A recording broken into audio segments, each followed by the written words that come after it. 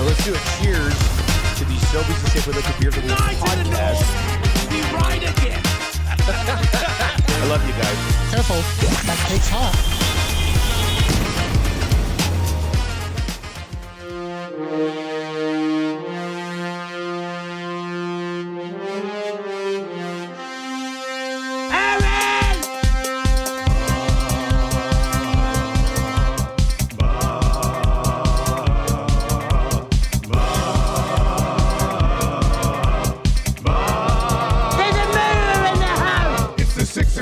Check-in, come on, let's go.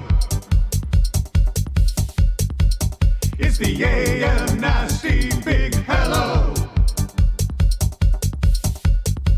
It's not static, AM radio.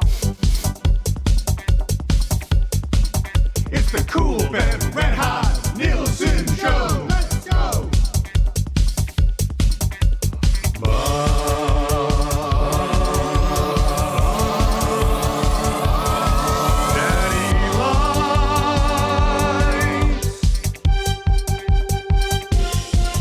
Everybody tuning in, even my wife. Mommy likes too. And those Macramalla intros are cutting like a knife. Hey, it's Mitch texting in, he's your dealer for life. Let's crack a 6 o'clock and log you with some sirloin bites.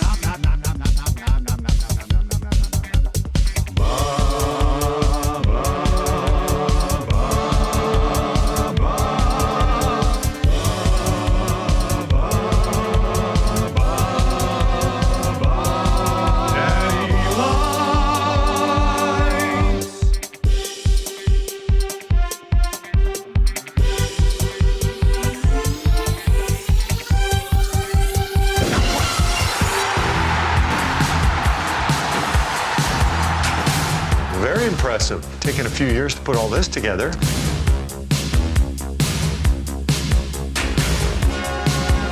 It's not a one-year quest because it's so hard to get your hands on.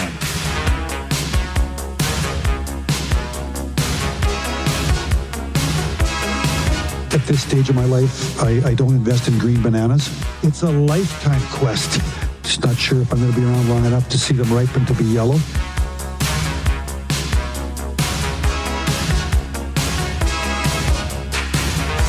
You can't party enough when you win that thing. It's a party machine. Party machine. Girl, I can't understand it. Why you wanna hurt me? That's why it's the Stanley Cup. After all of the things I've done for you. It's hard. It's hard. I buy you champagne and roses, put diamonds on your finger. Diamonds on your finger. Still you hang out all night. What am I to do? My girl wants to party all the time, party all the time, party all the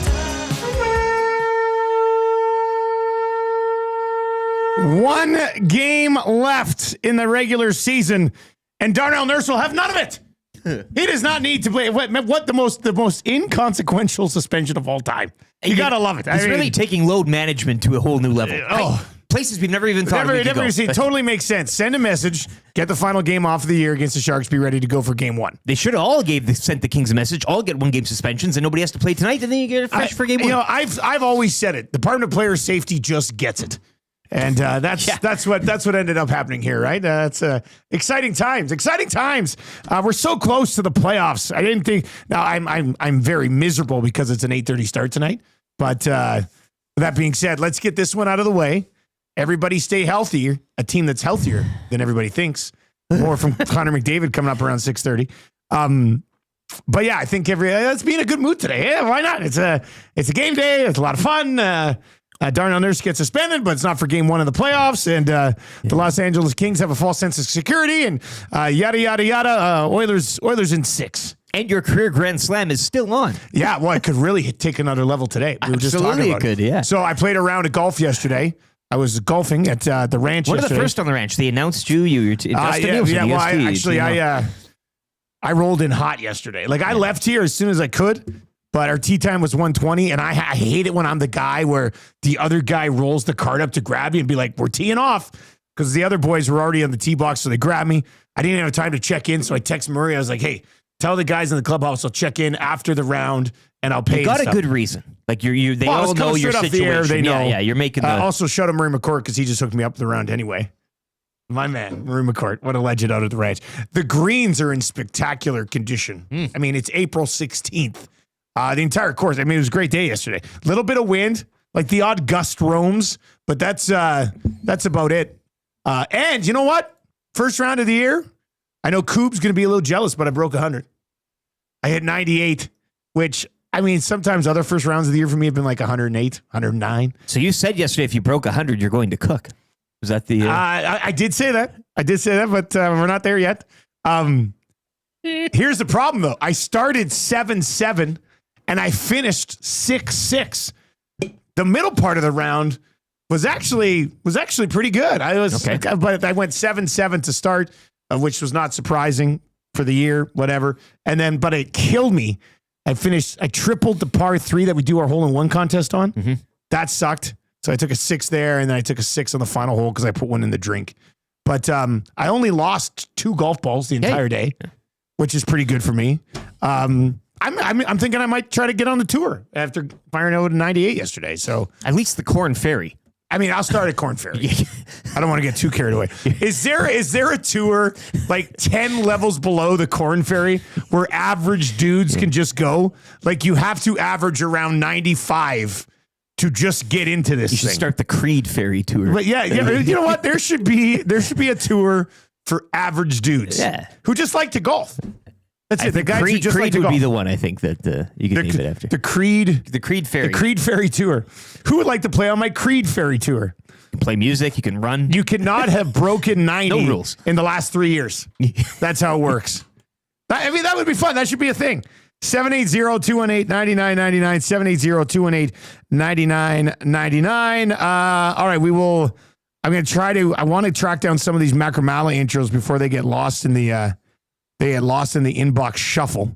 Macramalla is going to be by a little bit later on. How was your day yesterday, buddy? Good. Yeah? Yeah, 4 more stones in the sack. What? From the river bottom or Yes, from the river nothing to do valley? with Not my the kidney. river bottom, but like... Yeah, no, from my deposit.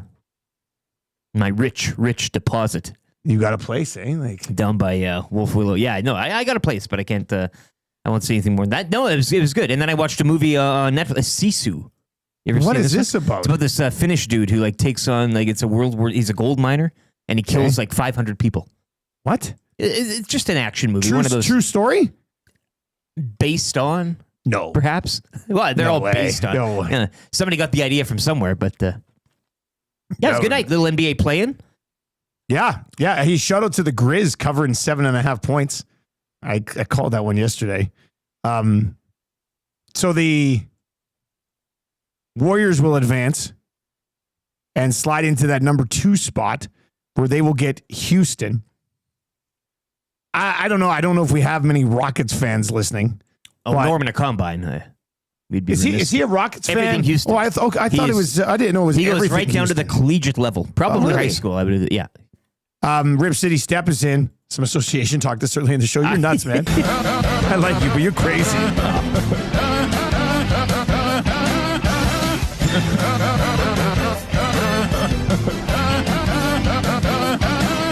Actually, I guess he did send this in late last night. But Draymond versus Dylan Brooks. Yeah. Yes, please. Yeah, that's a pretty good idea. Tough for it'd be interesting for Houston. Like Houston's this team that sort of is just emerging. Hey, congratulations, you get the 2 seed. Yeah. Here's Steph, and as they were calling him last night, playing Jimmy. So we'll see how that works itself out. The Nielson Show brought to you by South Fort Chevrolet. If you're watching over on YouTube today, hammer the thumbs up for us. That'd be greatly appreciated. Already blew past 50, 46 away from changing 100. We can definitely do that. I don't know, like immediately. So hammer the thumbs up over there. Sub to the channel as we try to work up to 11.6K on the subometer. The Nielson Show is brought to you by South Fort Chevrolet. Drive a little, save a lot. Go see Daniel and the team out at South Fort Chev. Tell them we sent you, and they'll give you an on-rim tire change for just $60. Not bad. They're also giving up big discounts on inspections when you get your tires changed because they already got your vehicle. Might as well take a peek at it. But tell them we sent you. They'll give you that nice deal, $59.95 plus tax on an on-rim tire change. And right now, you can save up to $8,000 on 2025 Silverado 1500s or 0% financing OAC up to 72 months at South Fort Chev. You can text us anytime. That'll get you into the Paris Jewelers inbox today, which is where you could end up winning the A&W text of the day. PJs, if you haven't checked out PJs yet, Paris Jewelers, West Edmonton Mall, Kingsway, Londonderry, Sherwood Park Mall, St. Albert Center, and you could easily get sucked down the old wormhole. Is that what it is? Online? Yes. Yeah. ParisJewelers.com. Absolutely. Lots of shiny things at Paris Jewelers. EST legal analyst and guy who walks around restaurants asking every table if they're going to eat that pickle. That's a good one. That's Oil City Dynasty. Got to mix in some stuff in this morning. Pretty good. Not too dirty. Yeah. One of your text messages, EST legal analyst and guy who doesn't wash his Lamborghini because he doesn't want people to know he's rich. That's Burglar in today. Burglar. If you have Macramalla intros, send them to the Paris Jewelers inbox. One of them will end up winning text of the day for A&W, where the Teen Burger remains absolutely iconic. Plus what? Game day. We are talking Mama Burger and fries, $5. Mama Burger and fries. Heck of a deal. $5. Let me see if I can cook earlier this morning. Evan!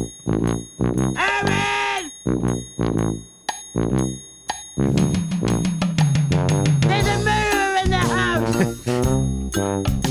Get me a soda with some ice in it. Move it, fat boy! Chap, chap, Owen, come on. Who the hell are you all of a sudden? Get away from me, you horse's ass! I don't know if we've ever remixed the That A&W goes song. together like a Mama Burger and medium fries. And we're Like for that, $5. that's a great combo there. Great combo there tonight at A&W and a great combo there. A&W! Evan! Chop, chop! Chop, chop, Evan! Give You me go to my teen A&W burger, today Owen! for the game day special and the guy serving you is Owen. Give me my teen burger, Owen. Rates itself. That would be, please, somebody drive around the city to all A&Ws until you find an Owen and then do the bit. They don't put ice in their drinks. Get me a soda with some ice in it. Too good. Oh, that would be chop, chop, Owen. Chop, chop, Owen. Chap, chap, Owen, come on. This is a drive-through. Chop, chop, Owen. Come on, this is a drive-through. Chap, chap, Owen, come on. All right, 780-218-9999. We will lay out the show for you. And it's a busy one. Wednesdays are always jam-packed. We'll get to your morning announcements. Darnell Nurse suspended. His close personal friend, Jesse Puljujärvi, also about to be suspended. The goon, the Floridian goon. I will hey? say this. Yeah. If you go look at JP's game log with Florida, he's hitting everything that moves, and now he just popped somebody right in the melon. He's found his found his way. Even this play by Jesse Puljujärvi is somewhat awkward, because if you go watch it, it does look like he sort of steps in and pops him in the head, but then as he comes around the player, he's wobbly himself, so it's kind of strange. Kind of strange. Yeah. Yes, to Puljujärvi. Even on that stupid video they'll release. Well, we do readily admit that it does look kind of awkward. This is contact to the head. The Fan Zone for fansfirst.ca. By fans, for fans, no fees. We're gonna hear that Connor McDavid availability from yesterday. That got everybody. He's got everybody talking. We're only going to play a couple minutes of it, but it's got everybody talking. Well, he's sitting on 99. If this guy, wait till you hear this. If you don't think this guy's going to win the cup, you're nuts. You're not. I mean, beat the Kings. Did I say win the cup? Easy there. That's good for the Italian Center. We'll dive into that around 6:45 today. Jamie McClennon will be by for Pro-Am Sports, where you can gear up for game day with the Cooks and boys. I want somebody to walk in there like Pius back at Save-On in the day and just get down on one knee and go, Cooks and boys, gear me up for game day.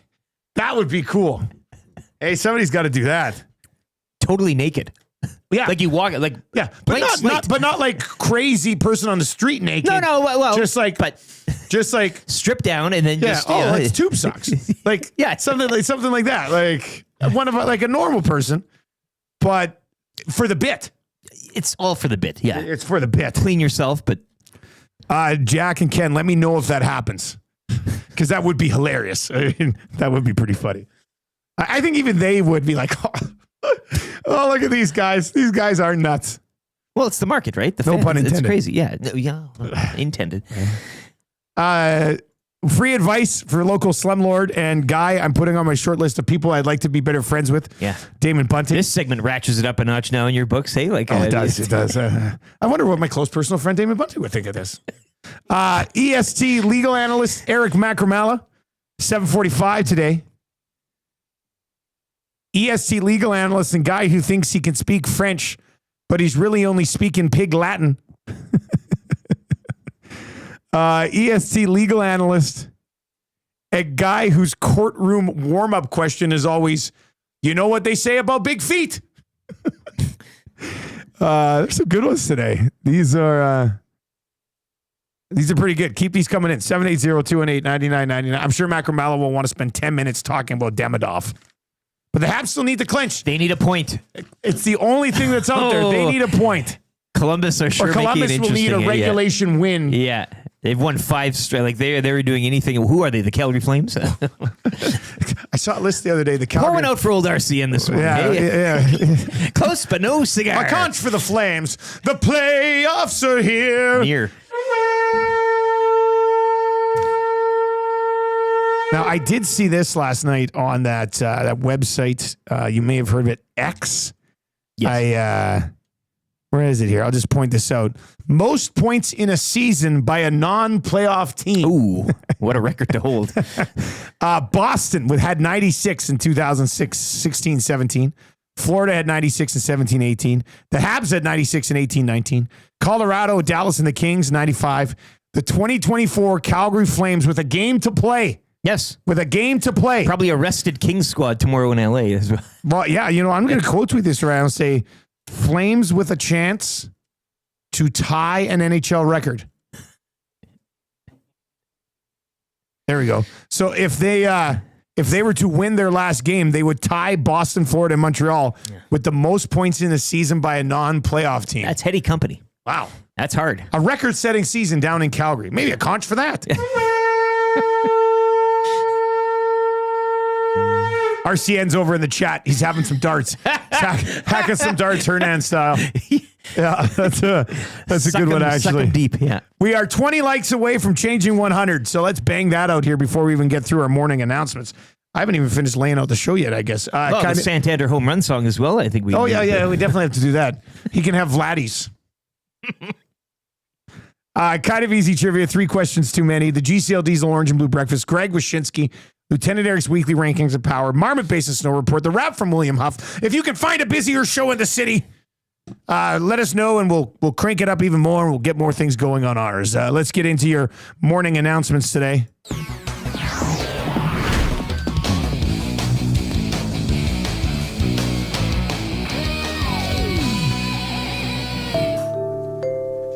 Strummy over on the Nasty Chat says, the PA announcer after that Jesse Puljujarvi hit. There's a murderer in the house. That's good, Strum. You should probably text that one in, buddy. That's I'm coming out of golf last night pretty good. Remember, I thought I was going to be banged up. Well, you had a late one the night before. Like you were kind of... Yeah, I was out of the game with my close and personal friend, Damon Bunting. And then golf yesterday, but I was a little sore like around like 8 o'clock last night. Yeah. But I'm feeling pretty good today. Well, you got Boston pizza. Well, and then this is what we said. Like I'm trying to hit every day this week, and today could be huge because we are going to the Clairview Boston Pizza for the oil stream today. If you're in the area or you don't mind coming on a little bit of a drive, come join us at Clairview. They had a big fire that basically have had to rebuild. It's going to be our first time there since the rebuild. Jason, who owns that location, is an absolute beauty. Huge Oilers fan like many of you. Love to get some of you guys out there today to support that. If you do come, swing on by. Make sure don't come in and like hide in the corner. Come on over, say hi. I'll buy you a beer, buy you a beverage, buy you a Pepsi if that's what you want. But what I'm excited about is that Jason's kind of an OG. So in the week of Dustin, is there a smoked ham and chicken stromboli sandwich on the table today? Look, at Clearview BP. He has a chance to be part of history here. He does. And that's, I don't think you pass that up. I'm going to walk in and be like, have you heard about my week? 6 hours of uninterrupted Masters watching. Night out with close personal friend Damon Bunting. First round of golf on the opening day of the ranch, and I break 100. Yeah. If this week doesn't Cook reek County on the horizon. Cook County on Thursday night. A smoked ham and chicken stromboli sandwich on a Wednesday for lunch is like the perfect like middle piece of the week. You're at the turn here. And what a way to get it going. God, I want it. I can tell. I You want are. You're bubbling here. Usually I wait until these BP's owners come up and be like, hey, I heard you're the smoked ham and chicken guy. You're I'm like, yes, I going am, straight sir. to the. I'm going to probably ask today. Yeah. I'll say this new location sure is great. Any older chefs kicking around that know how to drum up the smoked ham and On chicken? your knees, stromboli me. Naked. Slap me in the face with a stromboli sandwich, pious. That's what I want. All right, your morning announcements for 100.3 The Bear, Edmonton's best rock. You can record every single morning. The lovely Jess Jackson on the way home.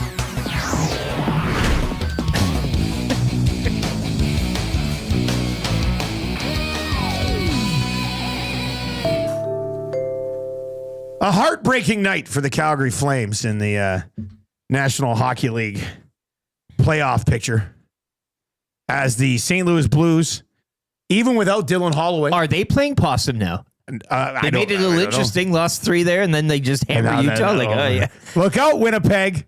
Look out, Winnipeg. And then the Ducks. Matt Boldy, the winner for the Wild last night. Get by the Ducks 3-2. The Flames do win in a shootout, but hey.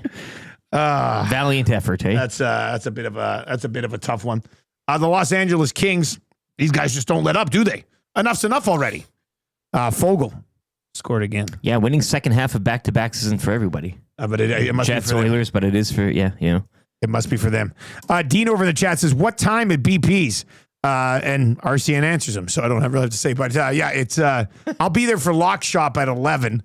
And then usually a little bit of a lunch crowd rolls in around noon. So if you want to come check it out, it'll be a good time today. You might get to watch me munch down on a smoked ham and chicken in person.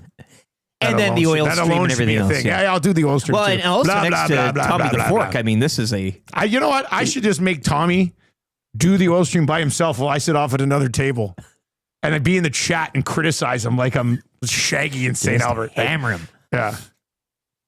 Anyway, it's gonna be a good time. Dusty in Clearview. Yeah. Hey, Tommy, it's Dusty in Clearview. Who is this Dusty?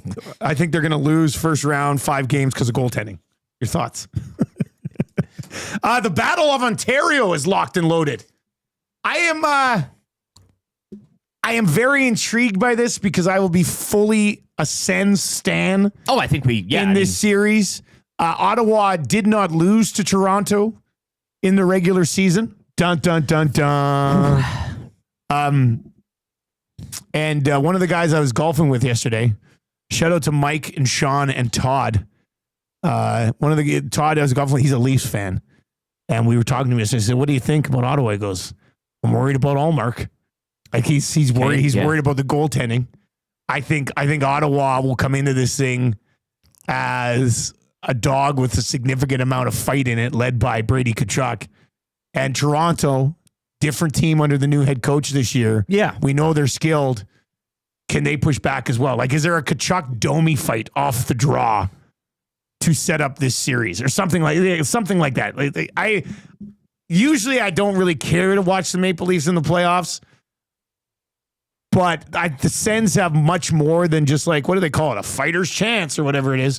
I'd like to say nothing. Puncher's chance. Nothing to lose because you assume that they're going to get better in the years to come, right? Yeah. Like we've been waiting for them to turn, and I get that, but they're in a wild card spot, and they are taking on the Atlantic Division champions. Like that's the thing with Toronto too. They always have pressure, but topping that division in a tight, tough division, pressure's on you now. I think Ottawa again. It's not like they have. It's again, as you said, it's not like it's a puncher's chance and they're this wily, squirrely underdog. But I think for the Leafs finishing first, how they did against the Lightning and Panthers, I mean, that's pressure's on them. But I wonder the Berube factor and how much that weighs in and how much he calms that whole situation. Because in years past, that hasn't been the case, right? has to Like they've been so soft. has mentally. to help significantly. I would think. But yeah, very, very excited for that series. I'm glad we have not got that series since 2004. With what the Leafs have failed to accomplish in the playoffs over the last little while, this would be the most Maple Leaf thing to do. To lose a Battle of Ontario to Ottawa would be like I would feel bad for like Jake and Pat and these Leafs fans. I wouldn't. I'm cool, but I would. No, it unites a nation, I mean, right? I would laugh it would- at them a lot, but I would also feel kind of bad. National unity. Shaggy in St. Albert says, I would never badmouth Tommy. My man. Shaggy in St. Albert. That's what I'm talking about. 780-218-9999 in the Paris Jewelers inbox.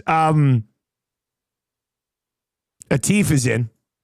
Today of all days, when I have to work, you guys are coming close to my neighborhood. Did you do this on purpose? No, Atif, we didn't do it on purpose. But Eric, I did do it on purpose. When's the next poker tournament, by the way? We'll see what. Atif, send us your schedule. Atif, and send we'll, us your work schedule. We'll schedule another poker tournament. Atif follows it up and says, guys, I have a confession today. I'm very sad. There's Tuesdays. something very wrong with me because I hate the Calgary Flames, but I was actually cheering for them to make the playoffs. They had a team with a lot of heart and soul. They got a bright future ahead of them now. But now I can go back to hating them. Ladies and gentlemen, Atif. Leon's body language text in this morning. Says, guys, I low-key always been a Sens fan since the Chara Alfredson days. If you're one of those people that subscribe to, I can't wait till a Canadian team lifts the cup, but you cheer for one, there's no other team, like every other team you have a bit of a grudge against. Or like you don't want to see the Leafs win the cup. You don't want to see the Canucks win the cup. You don't want to see, Ottawa, they're your neutral. They're your national capital neutral. Unless you were a very pro Oilers got to keep Steve Stais guy. That's the bridge. I'm reaching. Yeah. I'm reaching just a little bit. But I could, if they beat Toronto, I could see people being like, and the Oilers lose to the Kings, they're gonna have a week of Steve Stais conversation. Actually, you're right. Get the hazmat suit Yeah, up for that one. Yeah, that's good. Get ready for that, eh? All right, we are 5 likes away from changing. No, never mind. We're there. 100. Changing 100. Brendan's on point. Brendan's on point. He's also got that Connor McDavid availability cut up. We're going to get to that just after 6:30. I don't want to say, like a pump up speech to change but an interesting couple of minutes with McDavid yesterday. So yes, we'll get into that. Managing. Well, I mean, I know people don't want, but yes, get some rest for these guys. It's okay when the games are meaningless to rest your players. But they want to play. Of course they want to play. They're hockey players. They want to play. Hockey players always want to play. And you're going to hold them out? Well, I mean, do you want to go on a run or do you not want to go on a run? Yeah. What are we talking about? As here? Matt Iwanek said, this has been an exhibition season. He can't. Yeah, Maddie's still He stuck hated in all October. 82 games. He doesn't give a damn. You know what he really hates? He really hates tonight. The final game of the exhibition season is an 8:30 game against the Sharks, and Darnell Nurse can't even play. He ain't watching a sniff of that one. He's boycotting probably that game. not. I mean, if McDavid's playing and he's going for 100, eyes will be on the game. But one period. That's it. One period. I'm going to say no. It's a short week. Tomorrow we're going to have fun. It's playoffs. The post game tonight should be a playoff primer, really. What are you breaking down tonight? Yeah, I mean, I cannot. Fingers crossed, everybody who's playing tonight comes through this game healthy. That's just it. Because it's a nothing burger. We've got That's Good for the Italian Center coming up. The Fan Zone for fansfirst.ca on the other side. Does what Connor McDavid had to say yesterday change the way you're viewing the Oilers' playoff potential? We'll get into that a little bit. But first, let's get to a sports update with Lieutenant Eric.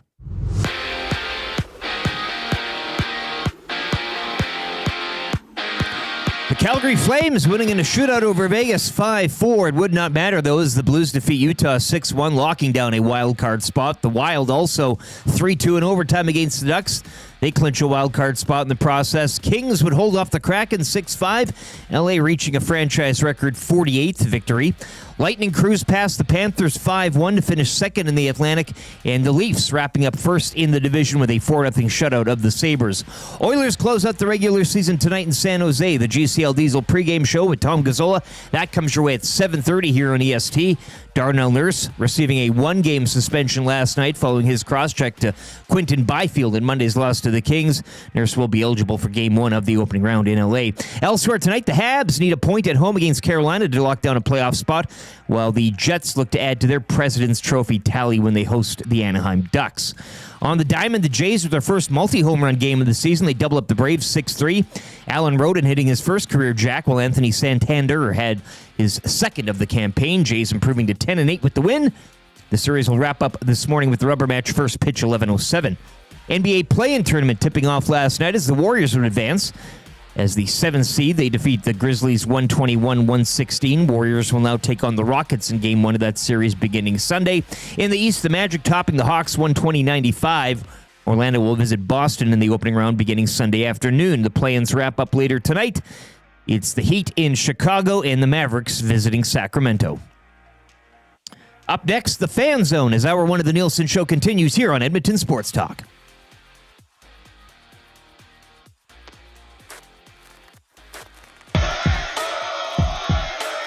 Play the bomber, play the bomber. Complete the mission, 16 wins, we see the vision. That's 4 straight rounds and it ain't puck luck, it's just fate. With Lord Stanley, we got another day. So pump the pistons, turn the gears. No need to rewind, waited 35 years. It's another chapter, another year. The Sweet 16 ain't been so clear.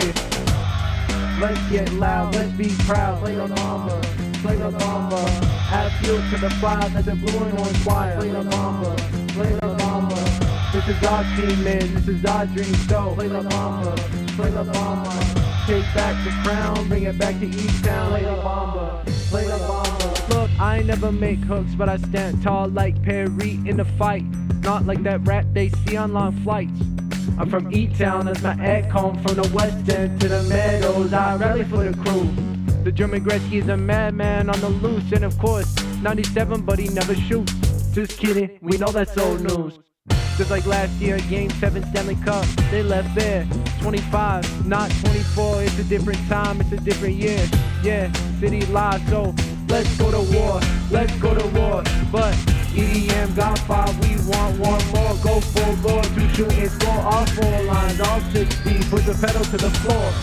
Let's get loud, let's be proud. Play the bomber, play the bomber. Add fuel to the fire, let the blue and orange fire. Play the bomber, play the bomber. This is our team, man, this is our dream show. Play the bomber, play the bomber. Take back the crown, bring it back to East Town. Play the bomber, play the bomber. Oh, play La Bamba from Ice Cube and Jonty in Victoria as the playoff content starts to roll in. I had emailed the playoff song that I wrote. I'd say put the EST checkbook away. We've got our that's track. the one. That's the one. I had sent my song to the wrong email. Oh no! And I was like, oh man, I wonder if those guys have a different email now. Then I went and looked back. So I emailed it to him yesterday afternoon. He got back to me. He says he'll have the guy sing it. He'll try to mix it right away. So we'll see. They've turned around things in the past pretty quick. They do a pretty good job with it. They do a pretty good job with it. Strummy says, this is my first time hearing this with my headphones in, and my God, there's a lot to unpack. Chris over in the chat says, is Ice Cube related to Tom Green? Check the OR. You like it so far? A lot of those Slap vibes. your back and you deal with a deep scar. Yeah. Get the best of you from the west of you. You got to know that I'm better than the best of. Isn't that how it went? I like and that. And repping a Sens jersey in those. And was repping like an old school Alexander Dag Sens style jersey, which was really good. 780-218-9999. What I'm wondering is if Dallas from Nelson ever comes out of the woodwork again. I mean, this guy was banger after banger after banger all playoffs last year. Maybe he's playing and we have as well. not seen anything from him since. Managing his load. Colton Hobby says, one half of me likes that song. The other half is thinking, that's what's in. Remember those guys? The Padres, that's what's in, guys. Oh, man. God, I don't know if I have the... That's such a. That was certainly a time. That is such a good poll, man. I don't know if that's still kicking around anywhere. Track that down for you if I can. God, that was a classic. That's what's in. Good drop. All right, it's the Nielson Show brought to you by South Fort Chevrolet. Drive a little, save a lot at South Fort Chev. Keep the text messages flying in. Pound that Paris Jewelers inbox today, and you could end up winning the A&W text of the day. We are coming at you from the Popeyes Louisiana Kitchen studio, where they've got that value menu now available for you, featuring the little bit smaller chicken sandwich and the little bit smaller chicken wrap. They might be smaller, but they might even be more delicious because the same amount of deliciousness is jammed into a smaller package. And there's like a 40% chance that if you go to one of those locations, you will see Reed Wilkins. All right, the fans phone is for fans first. By fans, for fans, no fees. If you are looking to get tickets to games 3 and game 4, game 6, if necessary. Get them right now at fansfirst.ca. Let me see here. Quick update on the playoff scene for EST. So here's Tommy Gazzola. I know they were talking about that. I think they were talking about this a little bit yesterday. We should get shirts made with like the tour schedule, stops, yeah. Because So here's what the plan will be for the GCL Diesel pre and post game shows. Okay, so we're looking at game 1, Westgate Boston Pizza, Tony and Curtis and the crew.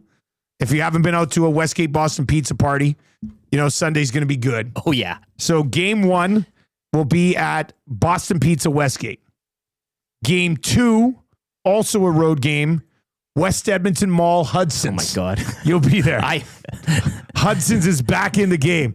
So Hudson's will have game 2, West Edmonton Mall.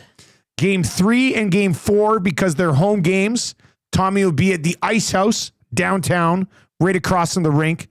And then game 5, I guess, if necessary, will be Hudson's on White, home of the Estes after party last year, which was an all-timer.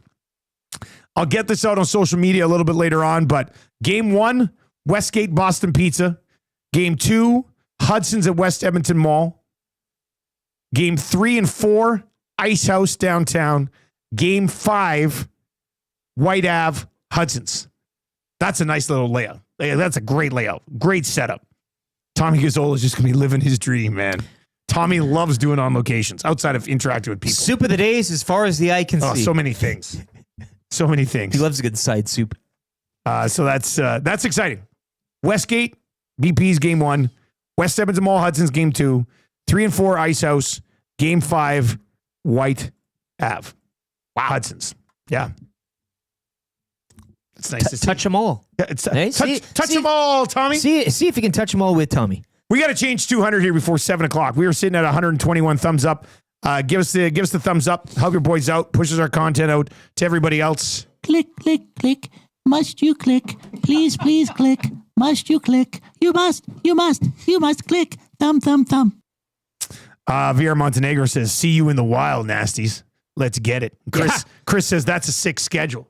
Yeah, we're touching them all. It's gonna be. I'm telling you, it's gonna be a lot of fun, and that's just the first 5 games. I mean, let's see where it goes from here. But I think there'll be a good buzz. All right, so Connor McDavid yesterday chatted with the media as he ramps up to take a run at his 5th consecutive 100-point season. And I thought it was a pretty interesting conversation yesterday. So let's dive into this for the Fan Zone. Your thoughts on what he had to say yesterday, and does it change your opinion for those of you who have been kind of doomy and gloomy about this first round against the Los Angeles Kings? Here's the captain yesterday. Are you planning on playing tomorrow night? Good question. Maybe more of a question for Knobber. Definitely healthy enough to go, ready to roll. Just whether a question of what Knobber wants to do. That 100-point plateau, is it still pretty special? I know you've reached it a lot of times, but to get there, would it still be special for you? Not much difference between 99 and 100. No, it's not something that's on my mind. Connor, what do you think a college kid soaks up watching you and Leon out there in an optional practice? I don't know. You might have to ask him. He's asked me a lot of questions for other guys today, but hopefully he's paying attention. Hopefully he's watching that we work hard. He's coming from a great program, obviously, in BU, and comes from a good hockey family. I'm sure he knows what he's doing. So, yeah. Can you describe what these last 2, 3, 4 weeks have been for you and the team, just as guys getting hurt and come back and trying to figure things out? Yeah, been unique, obviously, kind of unprecedented for our group. We've had a great string of health here for a long time, and I saw Nobber kind of alluded to everything's kind of hitting us at once. And while that is true, guys are healthier than it may seem. I think we kind of have this aura about us for the walking wounded, but we're just fine. Everybody's going to be ready to roll. Everybody is doing whatever they can. I don't like this whole notion that we're the walking wounded here. We're ready to roll. Is there a silver lining in this, that some guys have been able to get maybe a little bit of time off trying to recover, and they'll be fresh and ready to go for the playoffs? I've felt personally night and day better from before the injury, just in terms of rest, not getting a break there with the Four Nations, which I'm not complaining about at all. So if the league's listening, I'm not complaining about that. It's just, I feel night and day better since the injury. I'm sure Leon's going to feel the same way. Everybody's going to feel the same way coming out of that, and we'll be ready to roll. You take us through that a little. You don't like the walking wounded thing. Does it come to you as almost an excuse, or what area of that don't you like?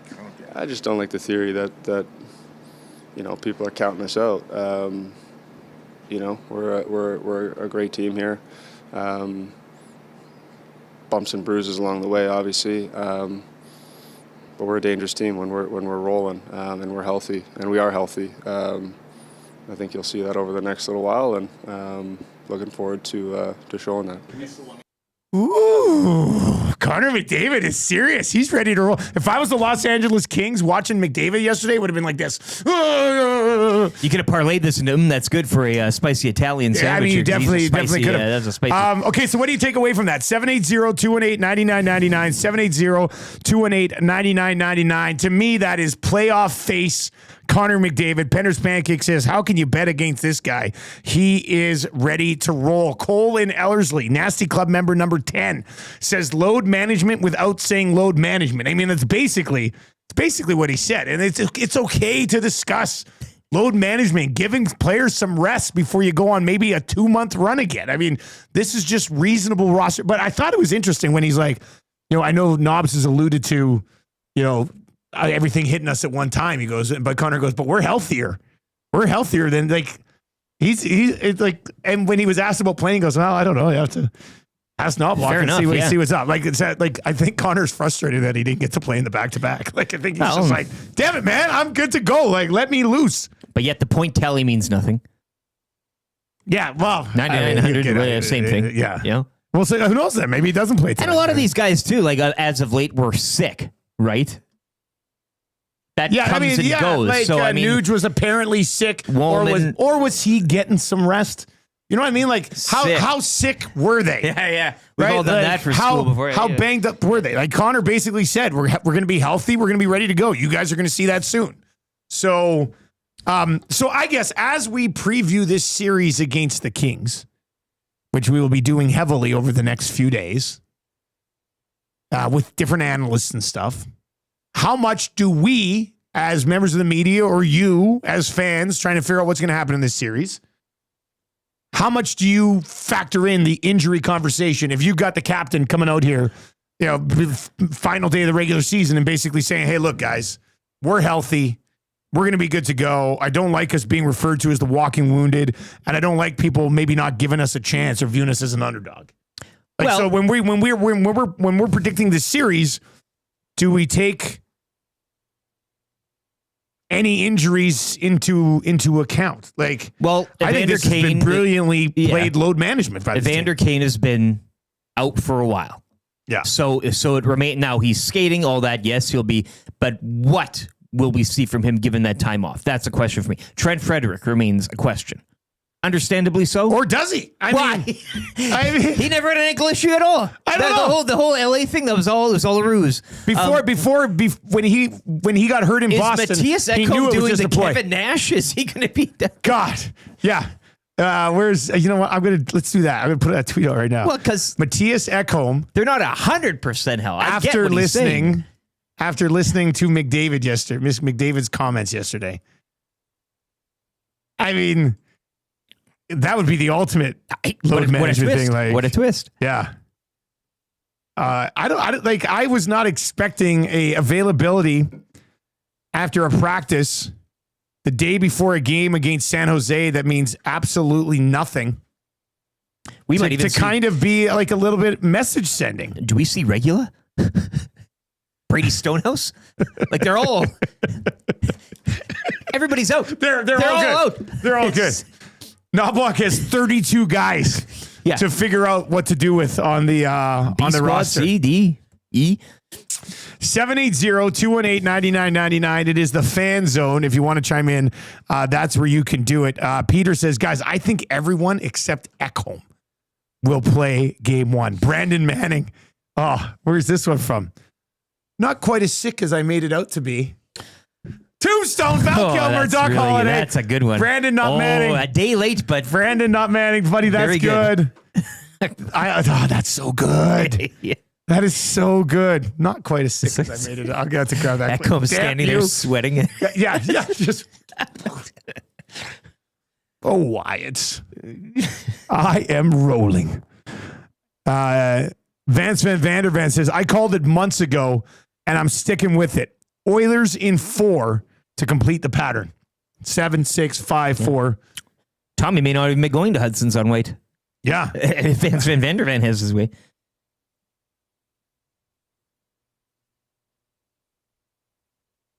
RBM is in and says, what do you know? The raptor jump scare in Jurassic Park was McDavid the whole time. The Queens to a healthy, motivated Connor McDavid. Who the hell are you all of a sudden? It's Drew Doughty. Oh, that's too good.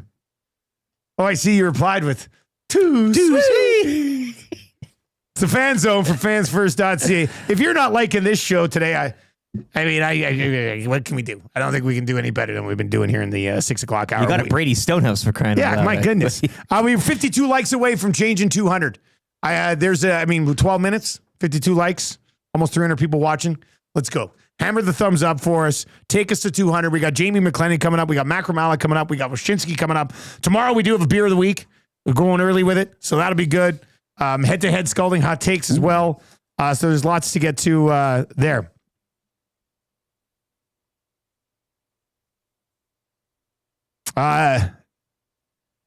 Nino Kuchik. The Avs won the cup without Forsberg. Oilers could win without Ekholm, especially with everyone else coming back. Man, I like you dialing it back big time on the Avs Forsberg reference. Yeah. Find a way, right? Find a way. Brendan not Manning. That's a pretty good. It's going to be tough to win text of the day today. On a Macramalla. And the Macramalla intros are legitimately on point today. Like you guys are destroying. But he didn't even quote it and say, "Hey, this is McDavid." Just that line. Yeah, just perfect. Literally he didn't knew say. Exactly. Yeah, he knew how it would. Like Connor McDavid as Doc Holliday too. He just threw it out there. Brandon, I don't know if we've ever met Brandon on Manning, but that's some fine work right there. That's some excellent work. Peter is in and says, guys, we better rest first line right winger downtown Connor Brown tonight. Yeah, it'll be interesting to see. Yeah, Connor Carrick recalled on an emergency basis. Oh, yeah, I saw that. Yeah, so. Stanley in YYC, what do you guys trust more? Gas station sushi or Trent Frederick's ankle being healed? Hashtag the fan zone.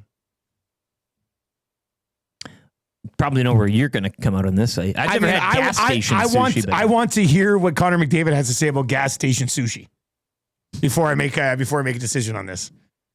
I don't eat sushi store sushi. Why would I eat gas station sushi? That just seems like the laziest thing of all time. Oh, I'm going to have some sushi. I'll do that for a first date. Tell your date, hey, we should go for some sushi. And take her to the Circle K and pick up some sushi. So Trent Frederick will be fine. Trent Frederick's probably in there with no crutches, just walking around. Jumping up and down.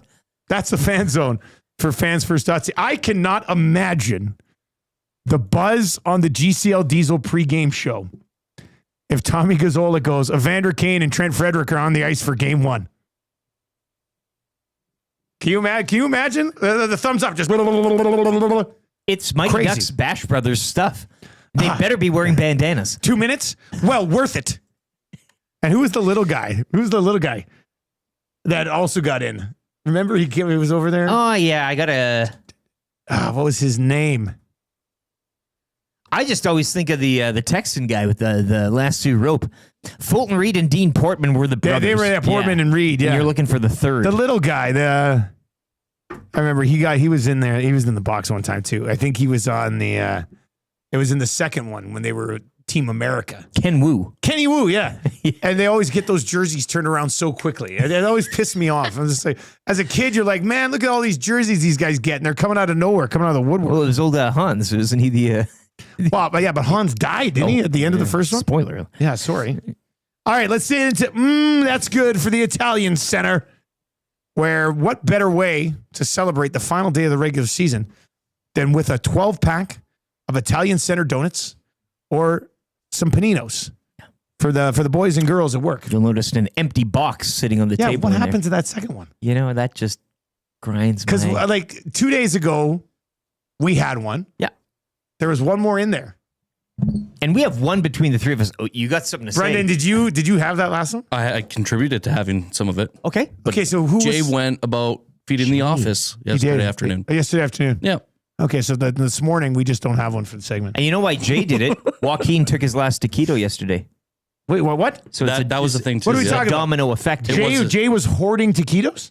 Jay had taquitos and Joaquin... Like taquitos from Sev or homemade taquitos? Box. Like frozen box. Yeah. Okay, yeah. I didn't know you could get those. I thought they were good. I thought it was only a 7-Eleven product. I swear to God. I had never seen a taquito anywhere else. I saw him laying them out on the mini oven or whatever it's called in there. Yeah. Like, what are those, dude? He goes, taquitos. Yeah, and I thought... Where's the roller? Yeah. I didn't think you could do it anywhere but a 7-Eleven rolling machine. You can boil them. So Gager ate the last taquito. So then Glue Guy took our last sub. Yeah, and I think ate it. a little bit, hate to deflect blame too much. Yeah, no, but understandable. Coob was hungry and was asking about, now it all hey, makes there's sense. a panino. Oh, God. And Jay goes, well, that might be good for the office. And, I mean, it probably was. I'm sure everybody really enjoyed it. It was delicious. Yeah. It's delicious.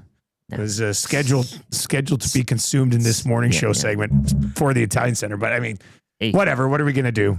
We're going to have to go back. I want you to go get the rest of that Coke, and we're going to drink it. And then Reed and Jay can't have it. Give me a splash of Coca-Cola here.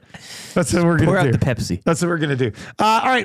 That's good for the Italian Center today. And be an office or family hero by swinging by the Italian Center and picking up paninos or donuts to celebrate the Edmonton Oilers in the playoffs. If you're watching over on YouTube today, if we could smash 200 here by 7 o'clock, that would be good. We're 33 likes away from doing just that. Here's what I like. Here's what I think is good. Some of these playoff matchups that we're getting set up here in the first round, they're going to be great. I'm talking about a battle of the Shen brothers. I mean, kind of neat. I mean, it's going to be lower down the list of like intriguing first round matchups. And battle of goaltenders in that as well, in Hellebuck v. Binnington. Hellebuck, the Canada Four Nations. So yeah, I mean, that's intriguing. Dallas, Colorado should be a hell of a series. I mean, those are two of the best teams in the league, so they're going to go at it. I'm not too intrigued by Vegas, Minnesota. No. We get the fourth installment of the Oilers and Kings. I don't think you can ask for much more there. And then out east, you get Ottawa and Toronto. Battle of Ontario. Toronto hasn't beaten Ottawa yet this year. New head coaches on both sides, yada, yada, yada. That's going to be covered a lot in this country. And then I think what could sneaky be the best series of the entire first round, Tampa Bay and Florida. Cats and bolts. Like, Jesse Puljärvi. That's the first name. You go. Send in the message. And the rest? Like, I know that's such a weird thing to say. Kucherov, blah, blah, blah. And I know I'm a Jesse Puljujarvi stan. And I know the Panthers lost that game 5-1. But Florida and Tampa played last night. Florida and Tampa will be playing each other in the first round. Rod Peterson is like stoked. This is a dream come true. Cats and bolts or Cats whatever. and bolts. Anyway, and Jesse Puljujarvi like sets the tone in the series by making an illegal check last night that will likely get him suspended. But not that we need it anymore for Florida and Tampa, but it's just kind of been cranked up a notch. So as far as like my interest of watching these rankings, Edmonton, LA, obviously at the top. Who would you have at number 2? Carolina, Jersey. Oh, God.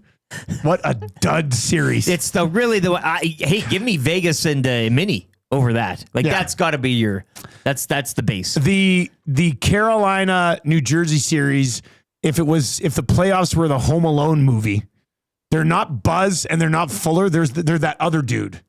The third wheel of the guy. Like, that's Carolina, New Jersey. The Kenny Wu series. I don't even mind Capitals and whomever gets that last spot too.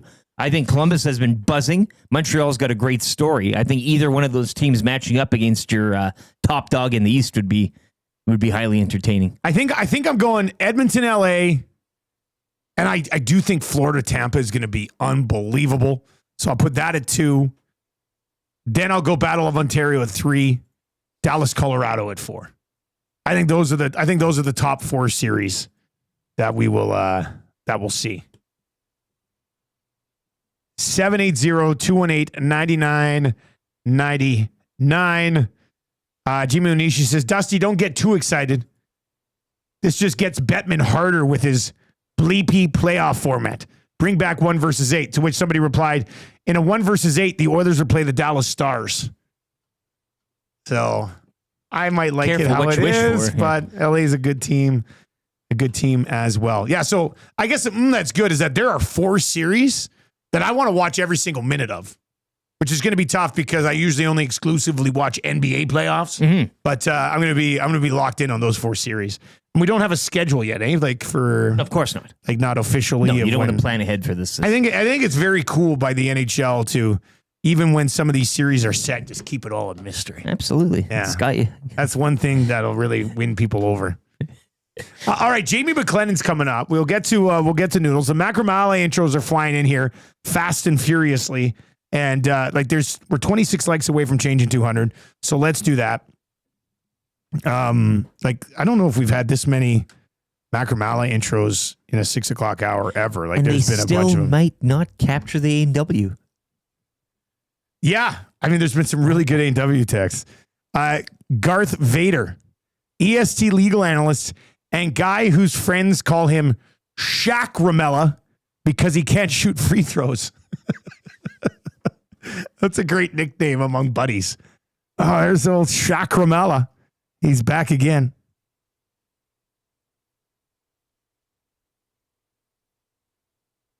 EST legal analyst and guy who won't park anywhere unless he can parallel park.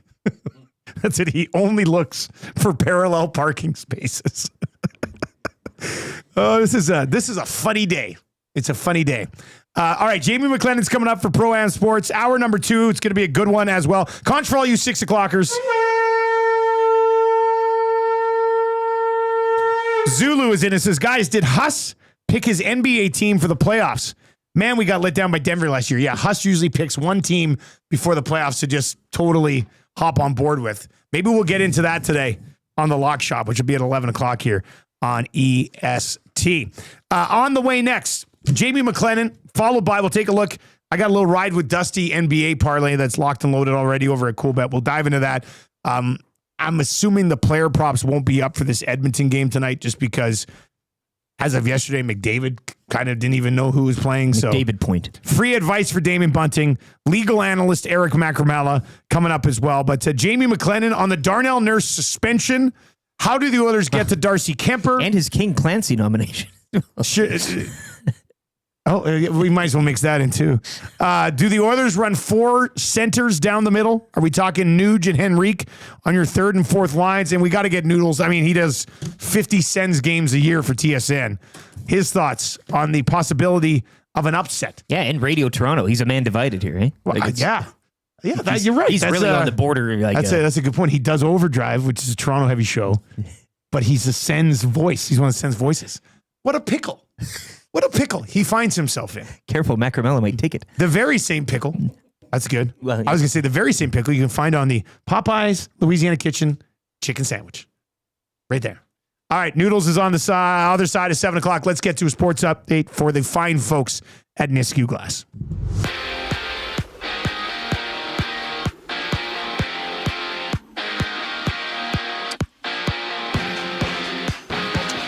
Flames last night officially eliminated from postseason contention as they win in a shootout over Vegas 5-4. The Blues defeating Utah, those 6-1, locking down that final spot. Wild also cementing a spot in a 3-2 overtime win against the Ducks. The Kings, they reach a franchise record 48th win as they'd hold off the Kraken 6-5. Lightning cruise past the Panthers 5-1.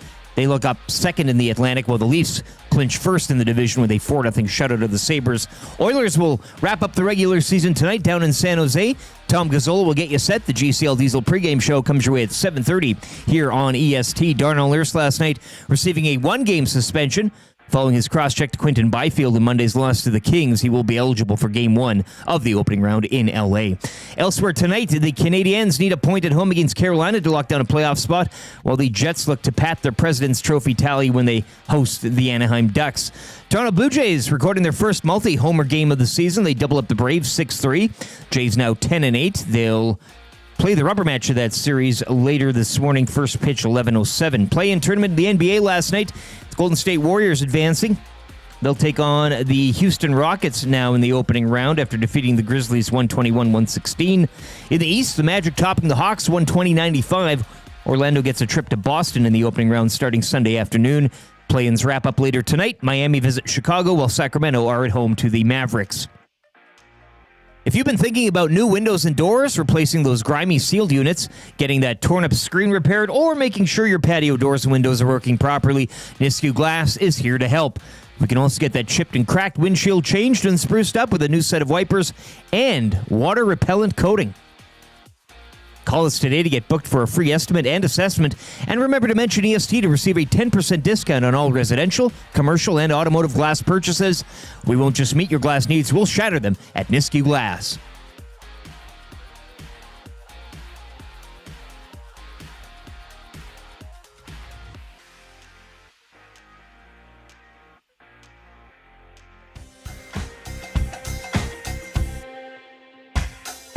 What say you? Hey, nasty crew. We got the Nielson Show flu, and there's nothing we can do about it. What say you? Hey, nasty crew. My wife thinks I got better things to do, but there's nothing I can do about it.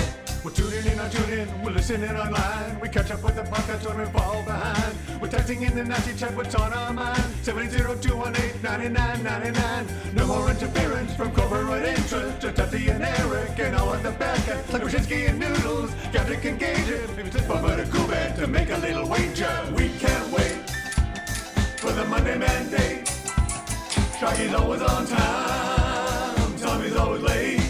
Would you like a cup of tea? Forget about the old place. Hey, we were number one in the text race. We don't miss all the commercial breaks, but we sure miss Nickelback today. We want to hear some antics and we want to hear Renee. Why not hold the neck up when I want to kiss away? Beat left the tire fire and remember that name. We love every goal song, but what about the games? Macramalla, Rapaport, Dragger, Engineer. It ain't Christmas season, but they sound like reindeer. Button and my cousin and the tales of the North. All about him giving present. Does he go forth? What say you? AM Nasty Crew. We got the Nielson Show flu, and there's nothing we can do about it. And there's nothing we can do about it. And there's nothing we can do about it.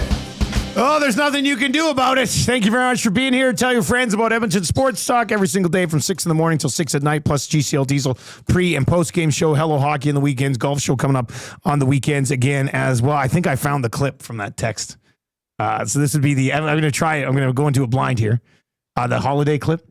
Love it. The Edmonton Oilers after winning Game 1 against the Los Angeles Kings.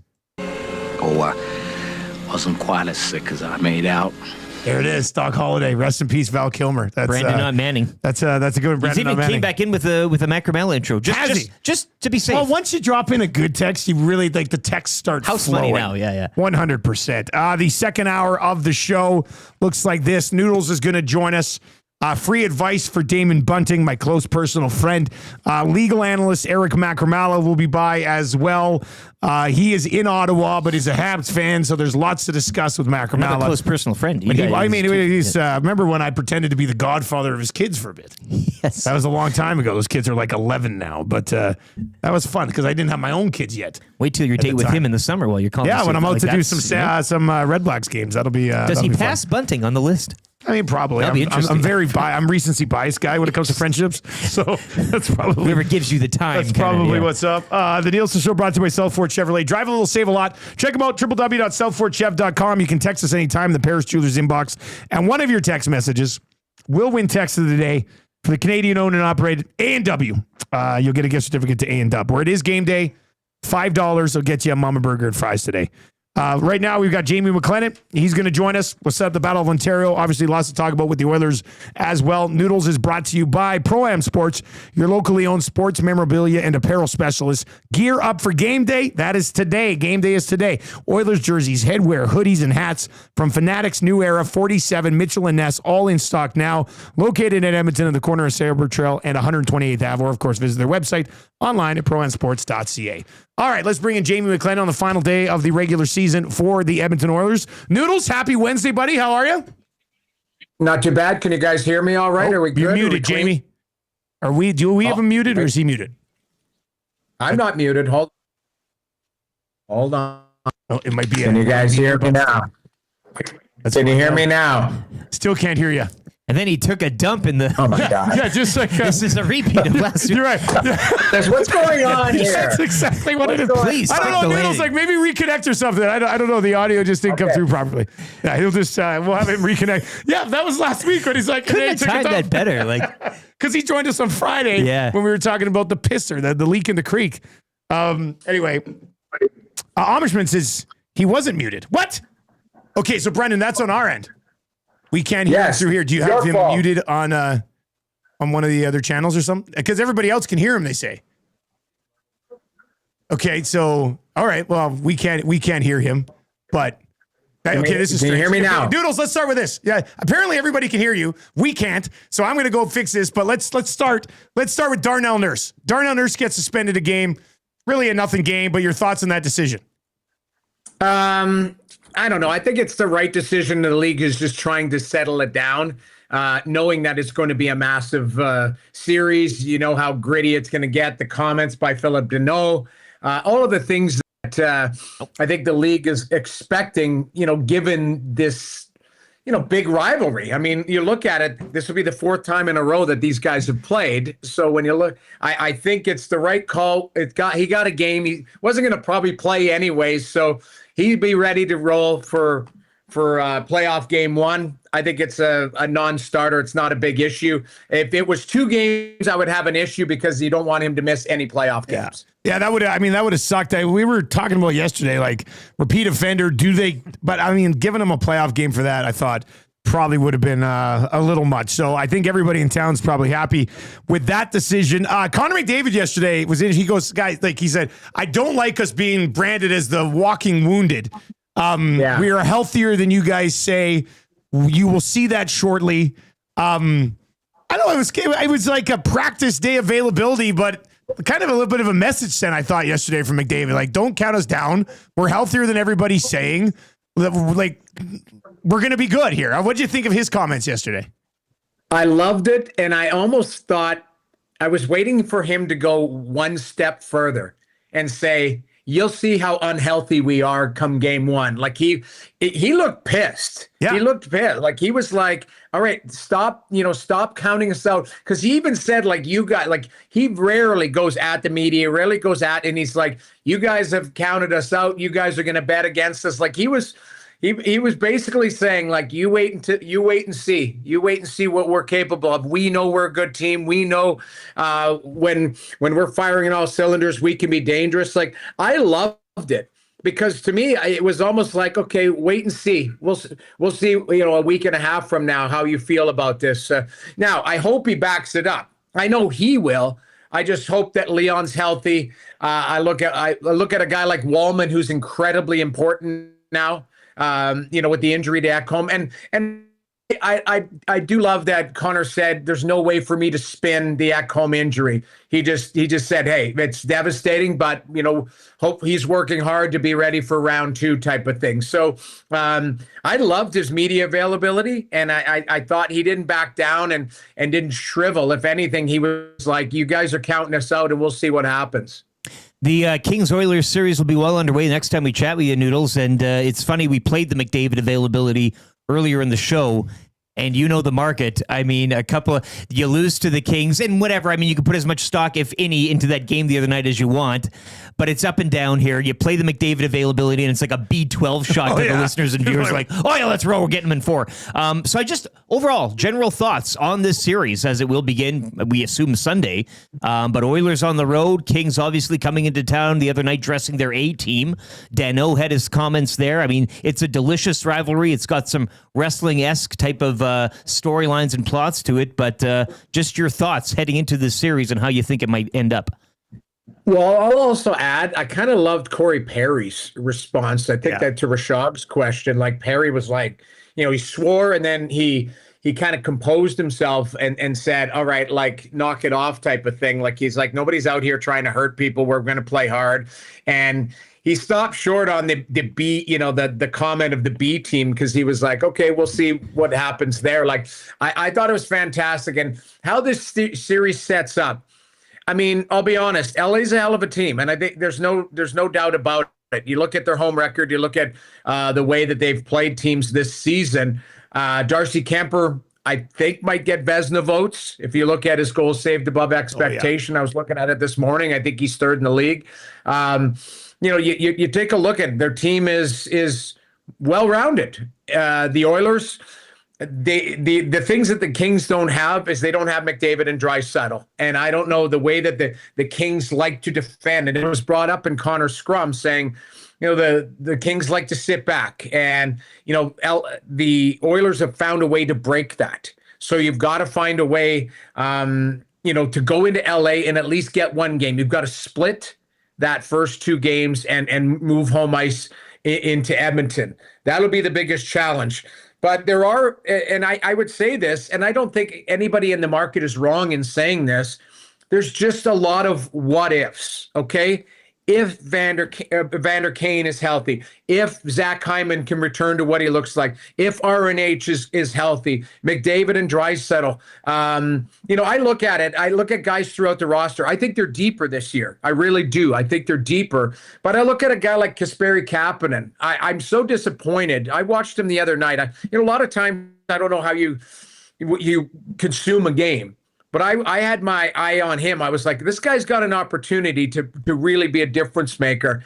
And I just think he does a bunch of nothing out there, unfortunately. Like, there's nothing compelling about his game where it should be. I think he's a big guy. I think he skates well. I think he can be physical if he applies himself. Like, there is an opportunity for some of these players to have a run here. And he just looks uninterested. And I know I'm sitting there kicking him in the junk, but that's what you're going to need farther down in your lineup are players that are difference makers. I think Connor Brown's playing very, very well. I've seen people say, well, you got to, keep that line of Skinner and Brown and McDavid. I don't know if they're going to do that, because maybe if those two are playing well and farther down in your lineup, that helps your matchups. You're going in on the road where you're not going to get your matchups. So I think there's a lot to unpack here and a bunch of what ifs. I'd also like to see Stuart Skinner and Evan Bouchard play to their capabilities. Like, these are all the question marks that are going to be answered. If Stuart Skinner can play to his capabilities, if Evan Bouchard can play to his capabilities, then I think they're going to be fine. But in the end, there's a lot of what ifs. It's not just one or two. We're looking at 6, 7, 8 what ifs. If they can all put it together as a mechanism, I think they can be dangerous. But, the proof is in the pudding. They got to go do it. Jamie McLennan with us on the show this morning, brought to you by Pro-Am Sports. I do want to dive into Kuemper just a little bit more. You mentioned his season that he's had. The Oilers have beat these guys 3 times in a row, but they've never had a goaltender at the level that Kuemper's been playing at so far this year. How do the Oilers get to this guy? Because he's been steady all season. What's the key to putting some pucks behind him? Well, I saw the stat the other day, too. I think it was 16 games in a row he had 2 goals or less until I think it was, can't remember who beat them, but it was, in the end, he's a big goaltender. They've got to get him moving, but you've got to find a way to keep him in his net as well. When you're 6'5", a lot like Stuart Skinner, if the more ice they're able to take, the less net you see. So you're going to need the Perrys. You're going to need Zach Hyman. You're going to need bodies in front jamming away. And listen, I've seen Darcy Kuemper since the days that he played in Red Deer. I was sent to scout him when I was in player development. He's got a lot of skill, but he also is a confidence goaltender. What I mean by that, if he's very confident, you can see it. But when he struggles, we've seen him struggle with confidence as well, where if you can get to him and find something, then you can probably get into his head and he might have a bit of a reset. So to me, there is a way to get to him. You got to get him moving. You got to get traffic in front of him. You got to keep him in his net. And there is some short side high. He got beat short side high the other day. I can't remember who I was watching scored on him. And it was a perfectly placed shot because he goes down a lot like Stuart Skinner, just tries to build a wall. But there are holes beside him. You got to go around him or through him if you can get him moving. Noodles, a tantalizing series here on the way, the Battle of Ontario. We were jokingly referring to you as the border man, as covering the Senators as you do, and your radio job there with TSN. It should be fascinating. You've kind of had a good look at both of these teams throughout the season. You kind of look at Ullmark for Ottawa. I've been looking at Craig Berube for Toronto, and could that be the difference in keeping a team that's tops of the Atlantic, all the buzz around them, but keeping that focus and mentality in check? Just your thoughts overall heading into the battle at the Boo, I guess. I know. I saw that last night. I was like, I hope they don't call this the Boo. That would be weird. Yeah. Oh yeah. I'm actually putting that together now. The Boo. Okay. Yeah. Battle of Ontario. Okay. Yeah, it doesn't work. It doesn't work. I don't know. It doesn't land yet. Maybe we'll make it a thing. We'll make it a thing.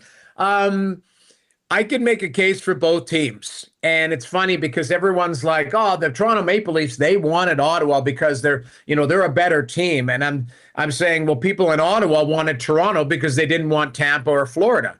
So, they do want this matchup.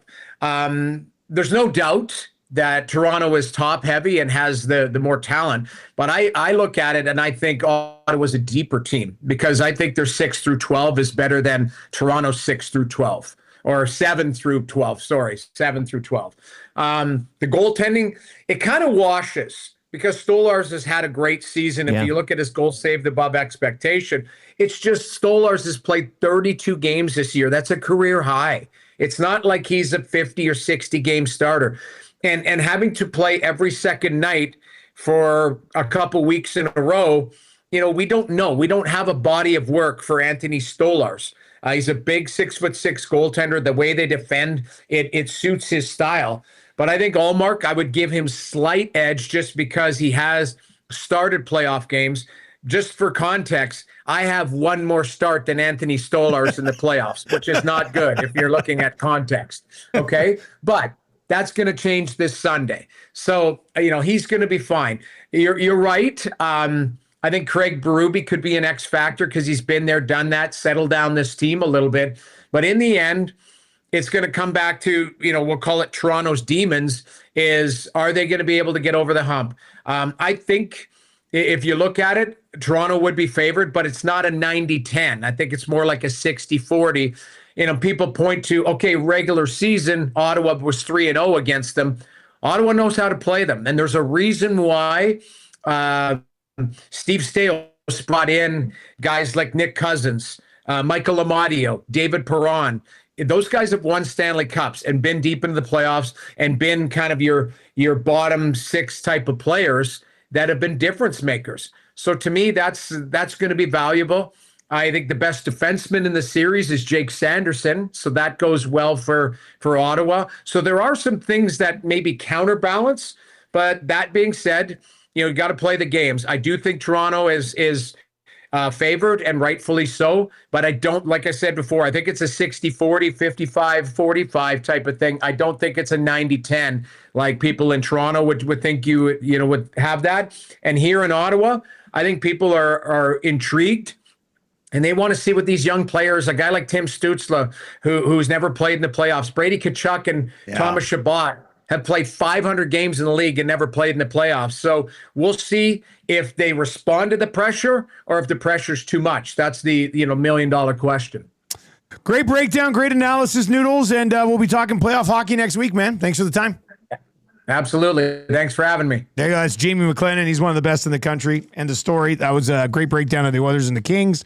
And probably as much as we'll dive into the Sens and the Leafs. The Leafs are a -172 favorite in that series against the Sens. So I would describe the Sens as a bit of a live dog and also a road dog. You didn't know? Too sweet. But call somebody. Ladies and gentlemen, boys and girls, children of all ages, tonight, D-Generation X proudly brings to you its 6-time WWE Tag Team Champions of the World. The Road Dogg, Jesse James, the Badass, Billy Gunn, the New Age Outlaws. I love when he does that. I think the +140 on the Sens is not a horrible bet. This is such a simple statement, but I'm not sure I'm going to disagree with him. Trevor over on YouTube. And hey, if you're watching on YouTube today, thank you very much for being here. Greg Wyshynski from ESPN will be by around 8:30. Eric Macramalla on the Habs and the Sens at 7:45 today. Free advice is coming up. Hammer the thumbs up for us. We are over 200. But we should be able to smash through 300 here rather quickly with so many of you watching. So hammer the thumbs up for us. Sub to the channel if you haven't already. We know there's always like 30 to 35% of you watching who haven't subbed. So let's rein in those subs. Doesn't cost you a thing. It's free. It's beautiful.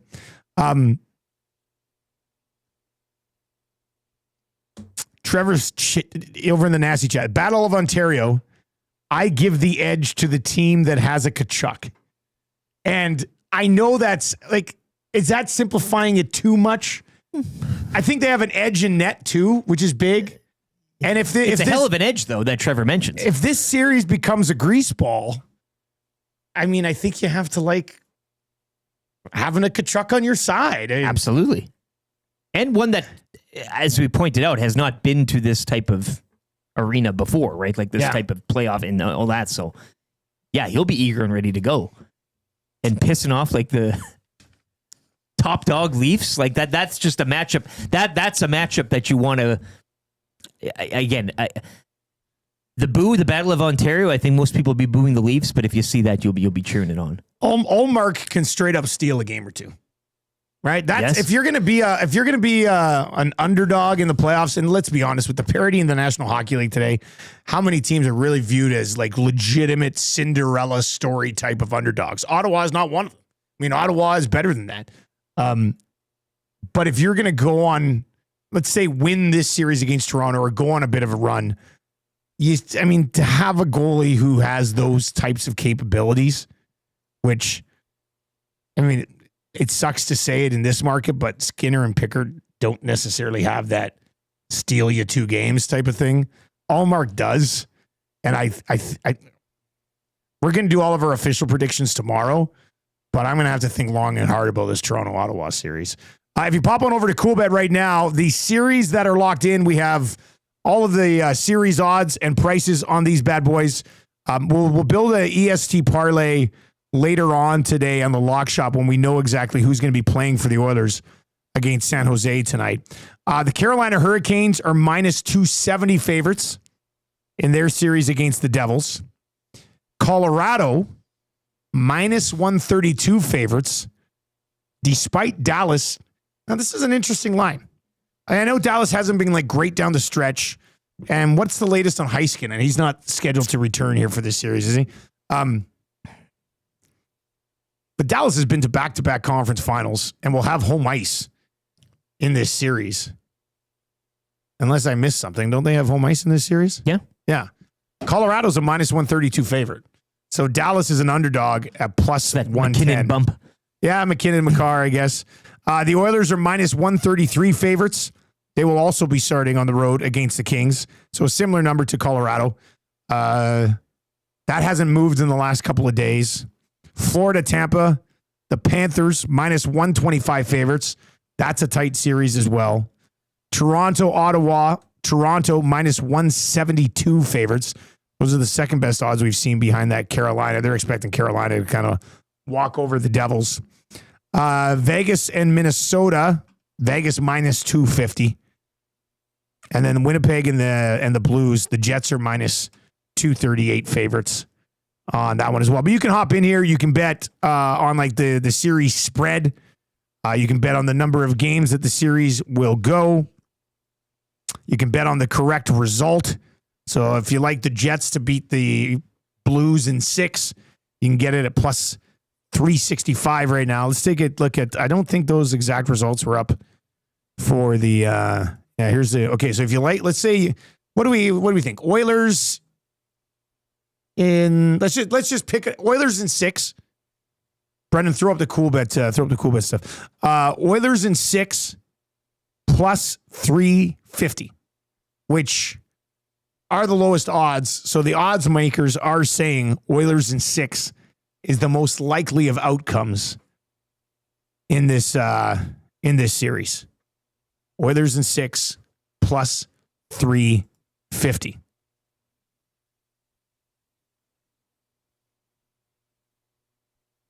It'll be interesting to see if these odds move much over the next couple of days. I believe, let me just double check here. Greggy's golf special is up. That'll be a good one. Patty will join us today. I've got a little ride with Dusty chalky NBA parlay. Okay. For the playoffs. Lakers and T-Wolves to go over 5.5 games. Nuggets and Clippers to go over 5.5 games. That is at plus 140 on the combo cards right now. And then we did something ridiculous on Lock Shop on Monday. The Rory Slam. We bet on Rory to win the next 3 majors. Like we were riding high. We're like, let's get it done. You wild boys. And if right now that's plus 33,509. So you can, if you were to bet on Rory to win the next 3 majors, let's say you put $5 on it, you'd win almost $1,700. Pressure's off now. He's just playing free. Pressure's off. Yeah. I mean, the Open Championship is in Northern Ireland. Yep. So home track essentially.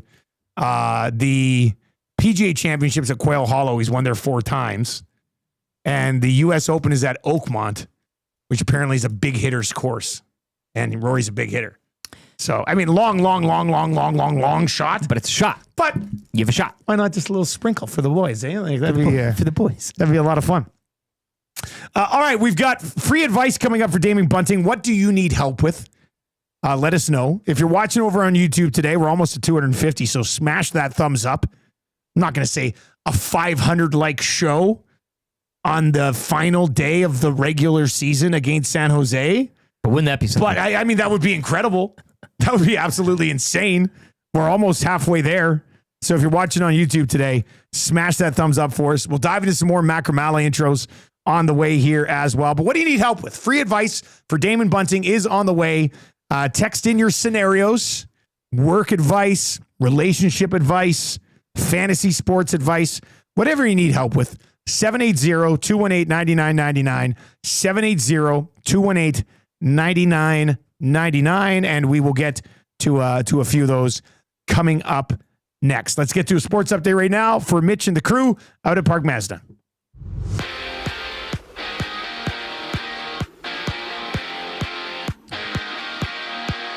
Playoff positioning in the West last night saw the Blues defeat Utah 6-1 as they locked down a wild card spot, thus eliminating the Flames. Flames would win in a shootout, though, 5-4 over Vegas. Wild also cementing a spot 3-2 in overtime against the Ducks. Minnesota will face Vegas in the opening round. The Blues get a date with the Jets.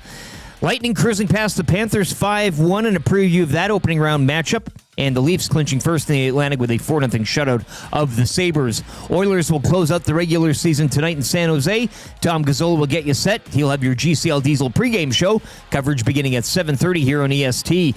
Darnell Nurse last night receiving a 1-game suspension following his cross-check to Quinton Byfield in Monday's loss to the Kings.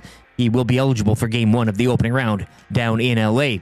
Other action tonight, the Habs need a point at home against Carolina to lock down a playoff spot, while the Jets look to add to their President's Trophy tally when they host the Anaheim Ducks. Over to the Diamond, where the Jays, first multi-home run game of the season, they double up the Braves 6-3. The Jays now sitting at 10-8. They will wrap up the series with Atlanta later this morning. First pitch, 11:07. NBA play-in tournament tipping off last night. It was the Warriors and Magic both locking in a spot into the playoffs. The Warriors defeating the Grizzlies 121-116. They'll take on Houston Game 1 Sunday. Magic topping the Hawks 120-95. Orlando will visit Boston Sunday afternoon. Play-ins wrap up later tonight. Miami visits Chicago. Sacramento hosting the Dallas Mavericks. Sports Update brought to you by the great staff at Park Mazda and dealer principal Mitch Lewicki, where they think Joaquin Gage couldn't judge his way out of a brown paper bag. Hi there. If you're like me, you like to picture yourself in luxury, even though there's absolutely no way you could afford it. And if you can, well, even better. Thankfully, I picture myself in something that is luxury, but still absolutely affordable, like the all-new Mazda CX-90 from Park Mazda. With the new luxury features like facial recognition settings and quilted detail Napa leather seating, I can pretend to be comfortable with all of my proper settings activated without even touching a button. Thanks to Mitch Lewicki and the great staff at Park Mazda. I like to picture Mitch Lewicki with like a giant eagle's wings and singing lead vocals for Leonard Skinner with like an angel band. And I'm in the crowd hammered drunk. Park Mazda, your dealer for life in Sherwood Park off Y Road, parkmazda.ca.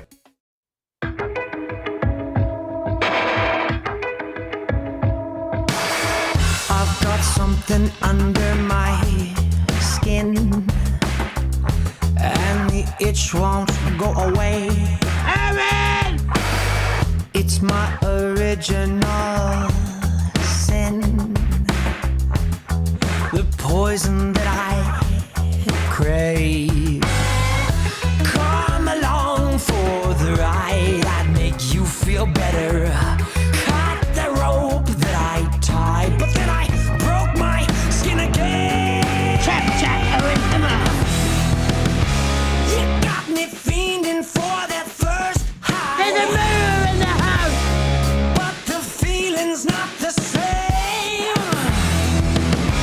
You got me stealing, killing, I die just to feel you in my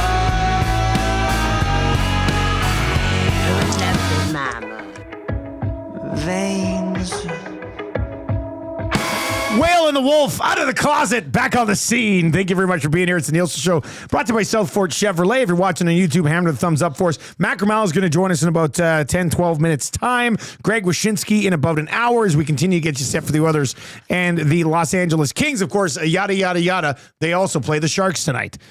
So we'll get into that. Tell me this. 99 point, 100 point watch. What a twist. 100 point watch. What a twist with Whale and the Wolf. And then we were talking about Kenny Wu earlier. Yeah, Lucas, the bass player for Whale and the Wolf, texted in earlier. Woo, Kenny Wu. He did sound for us 2 years ago in Vancouver. Really? So, Luke, I got to know, like, when he's your sound guy for a concert in Vancouver, do you see, like, did you recognize him and you're like, hey, you're Kenny Wu from Mighty Ducks 2. Or does he come up to you and go, hi, I'm Kenny Wu from Mighty Ducks 2? Like, how did that work? Very curious. It's a random drop. Curious boy on the rest of that story. 780-218-9999. That'll get you into the PJ's inbox today, the Paris Jewelers inbox. They've got a bunch of locations locally. One awesome website, www.parisjewelers.com. West Edmonton Mall, Kingsway, Londonderry, Sherwood Park Mall, St. Albert Center online. If you are looking for something for your loved one and you're like, I don't really have the money right now, still go get it because you do not pay until 2026 with their flexible payment options. All right, let's get into free advice for Damon Bunting, close personal friend. If you ever need to go to Campio and have pizza and beer and have him treat you, he's the guy. That's what he did for me. That pizza at Campio, it's like the thickness. Right? And it was that Detroit I was slightly nervous because it wasn't regular pizza. Like when I was ordering, I was like, oh no, I'm a very regular guy. I like regular pizza. Sweating. But then it came and it's filling. But I took down 5 of the 6 pieces. So did Bunting. The little pepperonis. Yeah, the little cheese, pepperonis. like I got the lady says, what do you want, sir? Like Bunting ordered the Big Mac, like the McDavid kind of pizza. Yeah. And I just looked at her. I said, do you have one that's all meat? And she said, yes. I said, I'll take one. I'll take one of those. The corner piece, those edging. The quarter piece. Like, it was. Yeah, man. Wait a sec. Me trying that deep dish pizza at Campio. I was expecting to, try it. I was going to say, it's okay, not the best, not the worst. But it is surprisingly good. Damon Bunting on a night out with you. Oh, yeah. I was expecting to, try it. I was going to say, it's okay, not the best, not the worst. But it is surprisingly good. That's really good. Like you guys finishing your NBA sentences, that's just... Yeah. That's emotional. When we both said Nas Reed at the same time, I was like, oh my God. This says Kenny Wu always wears his original jersey from the Mighty Ducks around. It doesn't only really fit right, but everybody's like, oh, it's a good conversation piece. All right, free advice is brought to you by Damon Bunting, community driven, understands what it takes to make a difference in our city, and he's damn good at what he does. Check him out, DamonBunting.com, or on the Instagram handle of Damon Bunting Real Estate. We were having such a good time. I didn't even get like a picture and been like at the game with my good friend Damon Bunting. That's when you know you're having the phone stays in the pocket. You just don't. Same with golf yesterday. I didn't even get a picture with the boys first round of the year. Having a blast. Oh, it was a real blast. Yeah. That's a good thing to say. Lots of pictures though this afternoon with Tommy, I'm sure. Oh yeah. Tommy and I, what should we do? Take another picture. We will be at Boston Pizza today, Clairview. Kind of our big fire up back at Clairview because we haven't been there since they had a fire. So we are excited to get back out to Clairview Boston Pizza today. I'll be there at 11 for Lock Shop. Tommy and I will both be there at noon for the oil stream. So please make plans to pop on by. Swing on by. I'll buy you a bevy. And it's a pay it forward thing because Bunting bought me dinner on Monday night. So now it's my turn to buy some people some beverages at lunch. So make plans to join us. Clairview Boston Pizza today. Bunting strikes again. Damon Bunting, the agency. Community driven. All right. What do you need help with? 780-218-9999. First of all, if you're buying or selling a home, don't ask us about it. Just reach out to Bunting. He'll take care of you. Let's start with this one. Okay, boys, tough one here. My boss has offered me quite a bit of overtime over the next couple of months, but much of it will conflict with Oilers playoffs. Should I take it? How do you know it will conflict with the... Well, I'm just... Well, yeah, it's somebody who was booking their European trip yesterday in the nasty chat. I mean, you got to... Somebody was booking a European vacation? I didn't know we do that now. I think it was Shoggy in St. Albert or something like that. Well, he needs to get away. But I mean, he's had a tough run with the Oil this year. It's tough to really put anything set in stone. But when money's on the line... I'd like to see his overtime rate. Yeah, I was going to say I was looking for bank statements. Yes, we need the numbers here. Yeah, do you have like tens of thousands of dollars saved up? Because if you do, that could get you into like 2 Oilers playoff games. But if you don't, you might want to take the overtime, PVR the game. This is a tough call. I see. Here's what I would worry about. Not so much this overtime now, but being offered overtime again in the future if you pass it up now. You're thinking of the long game. Yeah. You're getting Wally pipped here. Somebody else is going to Wally pip that overtime, and then you're screwed. You're the Wally pip. You can PVR the games. I understand. Yeah, playoffs, you want to be live. Like, you don't want to be at... But if he's a hardo, I mean, like, if he's a hardcore Oilers fan... Some guy, this is what you live for a lot of people, right? Like, that's what I'm saying. You go out. The best. What I like to do is during the playoffs or whatever, I will PVR for like the first, and then I'll go out for like a walk around. Dead silence. Yeah. Like if you're one of those poor saps working during a game, like I feel for you. But if you're getting paid quite handsomely, well, I don't know. I'd have to see the rates again. Hula Boy Steve says take the overtime. Jay Zim says take the overtime. Brendan, what would you do, buddy? Now, don't get any thoughts. There's no overtime around here. He's licking his chops. HR Daddy in Awanek won't even let people work their regular hours. What would you do? Would you take the overtime or just say, no, I'm just going to live the playoff experience? I lived this last year. Did you? Infamous beards that you guys keep talking about? I was one of those poor souls that had to hand those out. And watching everybody have fun downtown. You silly bastard. Yeah. Yeah. No, I would watch the game. You would watch the game. Yep. Not even a hand. So you were there last year dishing out the beers. You're like, man. I got to come up with better excuses for this year. Yeah. I don't want to be stuck doing that again. Okay, so there you go. Brendan said, no, man, don't worry about the work. Enjoy yourself in the game. All right, for home games, get down to the Ice House. Game 1, Westgate Boston Pizza. Game 2, West Edmonton Mall Hudson's. Game 5, White Ave Hudson's. That's our schedule for Tommy Gazzola pre and post for the Nasties. Westgate Boston Pizza, Game 1. West Edmonton Mall Hudson's, great place. Great tendies. Game 2, Ice House for all the home games. And then West Edmonton Mall White Ave for Game 5. Burgerler, I still can't get that right. Like, Burgerler says, just watch the games while you're working. Dr. Dry says, guys, we had 10 years of no playoffs. Enjoy this while you can. Jocelyn is suggesting you take the overtime and PVR the game. Hampton Steve is saying, how late is this guy working? Yeah. The games won't even start until like 8:45 each night. That's a question, too.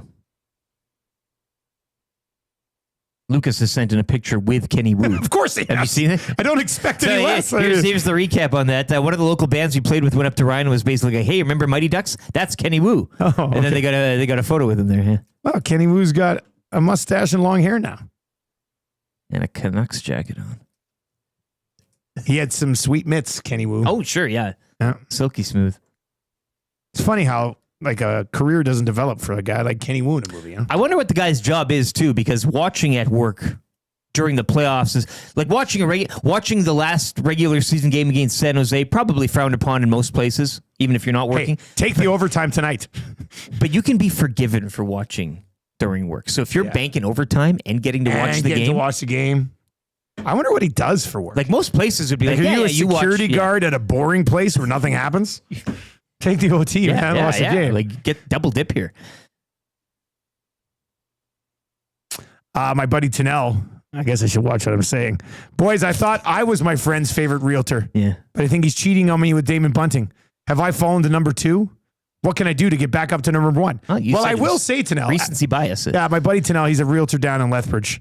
When I was with Bunting at the hockey game, I did bring up the fact that I do have a friend in Lethbridge who's a realtor. And that's you, Tanel. Did you mention him by name? I did. Okay. Well, I did. Look at that. Yeah. Oh, yeah. So, I mean, Tanel's not as far down as he may think here. I still love you, buddy. You'll always be the first, right? Yeah. Well, this one works out nicely because Tanel's one of my golf buddies, too. How about this one? This is interesting. Guys, I was debating with a friend yesterday. Is it worth golfing if you have to wear a toque while you're golfing? Brendan's shaking his head. None of it? No, you're not. If you have to wear a toque, you're not going golfing? No, I'm very much a fair weather golfer. I love to golf, but if it's not nice out, it's not worth it. Yesterday when we were playing, because of a little bit of a breeze, at one point I looked at my phone and it said feels like +4. Yeah. But I put on a sweater like on like the 15th hole, but I was fine up until then. But one of the guys, Sean, he was wearing a toque. He put on a toque about midway through the round. And I've golfed with a toque on before. I don't mind it. You should have done the toque cap combo that you love. I do like that. People think that looks so weird when you have your hat on and then you put toque on over top. Like, I just don't get it. Like, they sell things like that. Why can't I do a combo one? It makes no sense. I hate that one. And Tommy will always do it. I'd be like, oh, that looks stupid. Come on. As he fashions up his ear cover. Yeah, he's got those ear covers that have no toque. He just wears the ear covers. Like, what are we doing here? You look ridiculous. Look, man. I say yes. I say it's okay to golf. Oh, it looks like Macramalla is connecting. I say it's okay to golf. Ask him. If you have to wear a toque. Stevenson says, guys, has anybody thought about Glenn Suter's feelings here? Oh, he's had a long winter. Like, he's got a lot of work to do. Suits had a European vacation. Where were you? Well, actually, you know what? This is really going to sound bad, but he went with his other best buddy, Steve. I didn't even get invited to go to Europe with Suits. Wow. I know. Wow. I watched from afar. I like that crying guy outside the rainy window. Mm-hmm. Yeah. That was me. Big boombox. Yeah. Suits, it's me. So anyway, I did watch a little bit of Suits on Sports Cage last night. It kind of popped up on my YouTube feed, so I watched a bit of it. Yeah, you're going to have to rekindle that love affair. Bill Rubinson says, have you guys met Bunting's older brother, Blake? He's really nice, too. I would assume. Blake Bunting? Bunting's like the nicest dude ever. It'd be weird if his brother was a dick. that would be kind of strange. Like, anyway, I say it's okay to golf if you have to wear a toque. What are you going to do? Your ears get cold midway through a round? You're just going to quit? No, you're going to throw a toque? You're not wearing like a parka and mitts and the full. Some people wear toques, a fashion statement anyway. It's funny you bring this up. My buddy Mikey yesterday, we're about midway through the round, and he reaches in the back, and he's got the biggest mittens you've ever seen in your life. Like they come up to his wrist. And I was like, a little cold. So I mean, he was also wearing winter gloves yesterday, essentially. But Martin says a bachelor type show where men vie to be best friends of Dusty, Suter, Bunting, Tennell, all in the mix. Oh, everybody! I think you know what, that'd be fun. You know what, that would be fun. Instead of a rose, what is it? Like you get the Pop-Tart, and we all just get to hang out for like 3 months, whatever. Yeah. There should be activities and stuff. Just call it bros. Yeah, something like that. Yeah, I agree. Yeah. I don't like that name. That sounds too chachi. 4-episode series. Come up with a better name for my best friend reality show. Yeah, that'd be fun. 780-218-9999.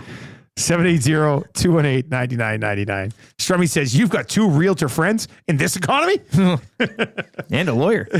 And a lawyer. Maybe one of my best buddies of all time. I've met him once in life, and I plan on meeting him a second time. Macramalla intros, they have been outstanding today to the point where I've had to go through and delete some. First of all, a few of them were too dirty. Like even with us, as per tradition. Even with us, I'm like, my God, Vance Van Vandervan. Or maybe it was Rubella. Anyway, like vicious stuff. But let's see here. EST legal analyst and guy who's losing a lot of sleep wondering if spiders are confused by humans not eating the soccer ball when it's in the net. Because it looks like a web. Yeah. ESC legal analyst and guy who's trying to sue Mario Kart because slipping on bananas is no joke. ESC legal analyst and guy who doesn't wash his Lamborghini because he doesn't want people to know that he's rich. EST legal analyst and guy who's boycotting grocery stores and only shopping online because a no shoes, no shirt policy is absurd. ESC legal analyst and guy who won't park anywhere unless he can parallel park. EST legal analyst and guy who walks around restaurants asking every table if they're going to eat that pickle. EST legal analyst and proud owner of a 1999 Toyota Corolla, not for its reliability, but for the amount of tail it pulls. EST legal analyst and guy who tries to start the wave at funerals. Let's bring in Eric Macramalla today, brought to you by Park Mazda. Macramalla, what a morning. What a morning. That is gold. The wave at funerals, because I do find funerals a bit too depressing. Yeah, not sure why. People are always so sad. Oh no, person's gone. So I'm like, hey, let's make it fun. And I find it's a great place to sell hot dogs as well. People are like, hey, what are you doing? Trying to start it, and then it doesn't work. So you wait 1 second, and then you're like, start it again, and eventually another person, like 6 people down, is like, oh man, I'm in. Like people cannot do it. Right? It's the best way to go about doing it is you start beside the coffin, you throw your arms up in the air, and then you grab the guy who's dead and you throw his arms in the air too. People are like, well, wait a minute. If a dead guy is into the wave at his own funeral, then who am I to say I am not going to engage in the wave? He would have wanted it this way. Right? He would have.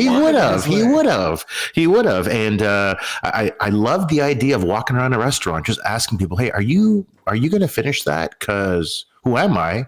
Well, that's not relevant. I'm just really hungry. I'd love it. You gonna finish that? About the Lamborghini. So I've had 2 of my cars stolen, right? And so what I was thinking yesterday, I had this idea. What if I get a bumper sticker on my Rover that says, please don't steal me? What do you think? If I ask politely, you can tag your car, you can get an immobilizer, you can hire a sniper, you can hire an assassin sleep in the backseat of your car. What about just a polite request via bumper sticker? Please don't steal me. What's wrong with that? Most people who steal cars are pretty kind individuals. But they look for the "please steal me" car decal. You know, please steal me, and they'll steal the car. The trickster. Did you any? What update on if my those? bumper sticker? What? Do you have any update? Like listeners do ask about your stolen vehicles. Did you get?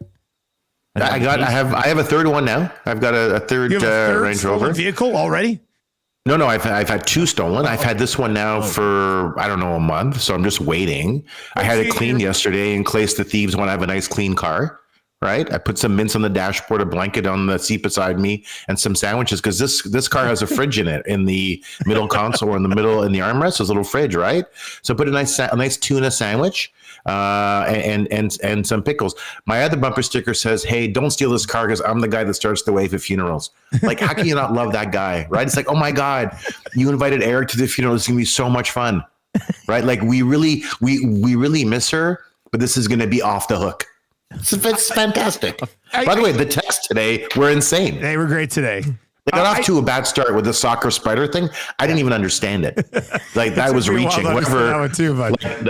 My assumption is that low energy loser Jeb Bush sent that in because it wasn't funny and it was entirely a lazy effort for text. But after that, they were as much fun as starting the wave at a funeral. I'm just curious. I want to talk about the Sens and the Leafs and obviously the Habs, but I know you are rich, so does your new car have a little mini fridge in it? I was just like, was that a joke or do you actually? No. The armrest, when you lift it, there's a compartment. It's a square compartment. It's quite deep, and you hit a switch, and then it converts into a fridge. It's actually quite cold. You're lying. You're lying to me. No. Well, let's be clear. My whole life is a lie. Okay. I didn't go to law school, guys. You guys are dumb. You guys think I went to law school after 15 years, but the car does have a cooling compartment. Wow. And it's actually freezing if you put a Coke Zero in there, and then you retrieve it. Half an hour later, it's colder than when you put it in there in the first instance. It's really, and then the chairs have massages in them.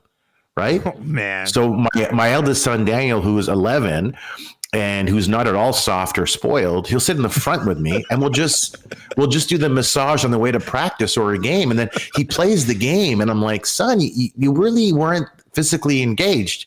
And he's like, well, Daddy, that's for the poor people. I'm like, that's a good point, son. And then we laugh on the way home while pulling our Coke Zero out of the fridge, right? Because let's be clear about something. Effort's for the poor. Effort's not for the rich. Effort's for the poor, right? We don't have. I'm not gonna make my kid quote work hard. Quote. Wait, sorry. Where are the quotes? Work hard. Why? Yeah. Why? He has what he needs. When you first had him, you looked at him. You just saw. Oh, I'm going to name him nepotism.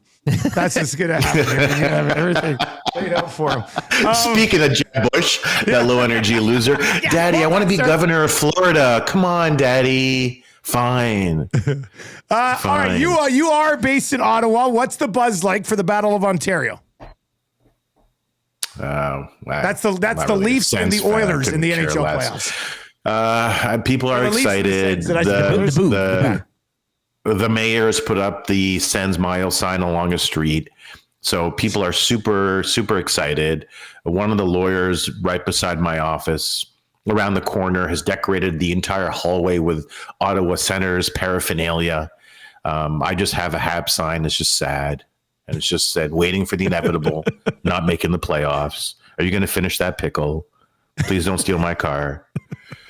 We're rich. We don't care. Even when the funny thing is, even when you're rich, you think that we don't care about things the same way other people do, like poor people, but we do. My family is very concerned about the Canadiens not making the playoffs. I'm actually driving after this segment. I'm going to do my radio show, and then I'm going to drive to Montreal for the final Habs game this season. You get your first look at Demidov, I have rich tickets. Got to go get that look at Demidov. I'm excited. I don't understand why Marty Salo. Are they not?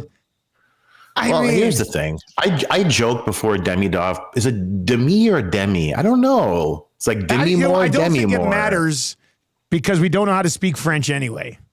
Do you think that Demi Dove would pose on the cover of Rolling Stone like he's pregnant, like Demi Moore did? How awesome would that be? That'd be so troubling. But Demi Dove sounds stupid. I mean, it's Demidov. Like, let's just call this guy Demidov. I like saying Demidov. It's stronger. Demidov it's more masculine. Although you can't say things are more masculine nowadays. So I take that back. I don't want people to send complaints. Although you're not governed by the CRTC. Whatever the hell we want to say, we can say. But I joked on Twitter before Demidov played his first game. And the joke was that for Christmas, he's going to ask for a centerman. Because Alexander Newhook is like Russ Courtnall with no hands. Even Russ Courtnall got a lot of points. I was watching that game against the Leafs, and Newhook came flying through the neutral zone, got in over the blue line, and lost the puck in the corner. And I just thought about what you said about him last time we talked, and I was like, that's it. It's Courtnall. That's what Macramalla was saying. It's funny you bring that up. Every 15 years, you and I connect over a Habs joke. On Twitter about 14 years ago, I told you, I tweeted on Twitter, we started doing our segments, that I love Max Pacioretty, but I've seen kidney stones that pass better than him, right? And then you responded, say, everybody follow this guy because he's really funny. He has a lot of money, so he won't care if you follow him. Alex Newhook, it's like, I just want to tell him, slow down. Slow down. Your hands can't keep up with your feet. I mean, Demidov and Hudson made so many beautiful passes to Newhook, but nothing. It's not like he missed. He didn't get his wood on the stick. So it's sad. I'm going to go to the game. I'm looking forward to it. I have rich man tickets about 12 rows up, center ice along the red line. Whatever, I'm concerned. If they don't have playoffs, this is a massive disappointment. So. I don't know, the Sens and Leafs, yeah, whatever. Who cares? Who are you picking? We care more about the Oilers, to be honest with you. Who's your cup pick? By the way, both my kids have Draisaitl stuff in their room. Oh. Daniel has a massive Draisaitl jersey that Leon signed for him. Okay. It's in a big thing of glass. And then because he's the firstborn, he gets that. And then Nikki's the secondborn, so we don't really... He has a car flag that's signed by Draisaitl. I haven't met him yet. No, he has like a little tiny rectangle like that was produced en masse in China in his room. So whatever. You know how you have two kids, you have Marshall and then the other one, right? Yeah. So when you have two kids, you focus typically on the one that you like more or like. And then the other one, you're like, yeah, whatever. It was a hat trick, whatever. And the other kid's like, oh man, you took 12 penalties, but they were awesome. I love you so much. And then you push the other kid out of the way. I just want to hug your brother. Can you get out of the way, please? God, I love him so much. He's everything that I want to be. Do you have a Stanley Cup pick? Yeah, sure, I guess. It's not going to be the Canadiens. They get eliminated tonight. Well, they're eliminated on Thursday because Columbus is playing really well. My Stanley Cup pick, that's a good question. You know what? I'll say, how about Leafs Oilers in the final? Oh, my God. That? I said the Leafs can win the Cup this year only because they've learned how to play defense, which is really important. Can you imagine a Toronto Edmonton Stanley? Nope. Oh my God! If that happens, I'm going to fly down. Yes, and I'm going to sit right in between you guys for that entire week. We'll do the show together, but don't acknowledge my presence for the entire week. We'll get as if I'm not there. Chair and a little fridge right next to you. That's it. Like. I want to get to this text from Nature Boy to wrap up. Geez, a fridge and massage chairs?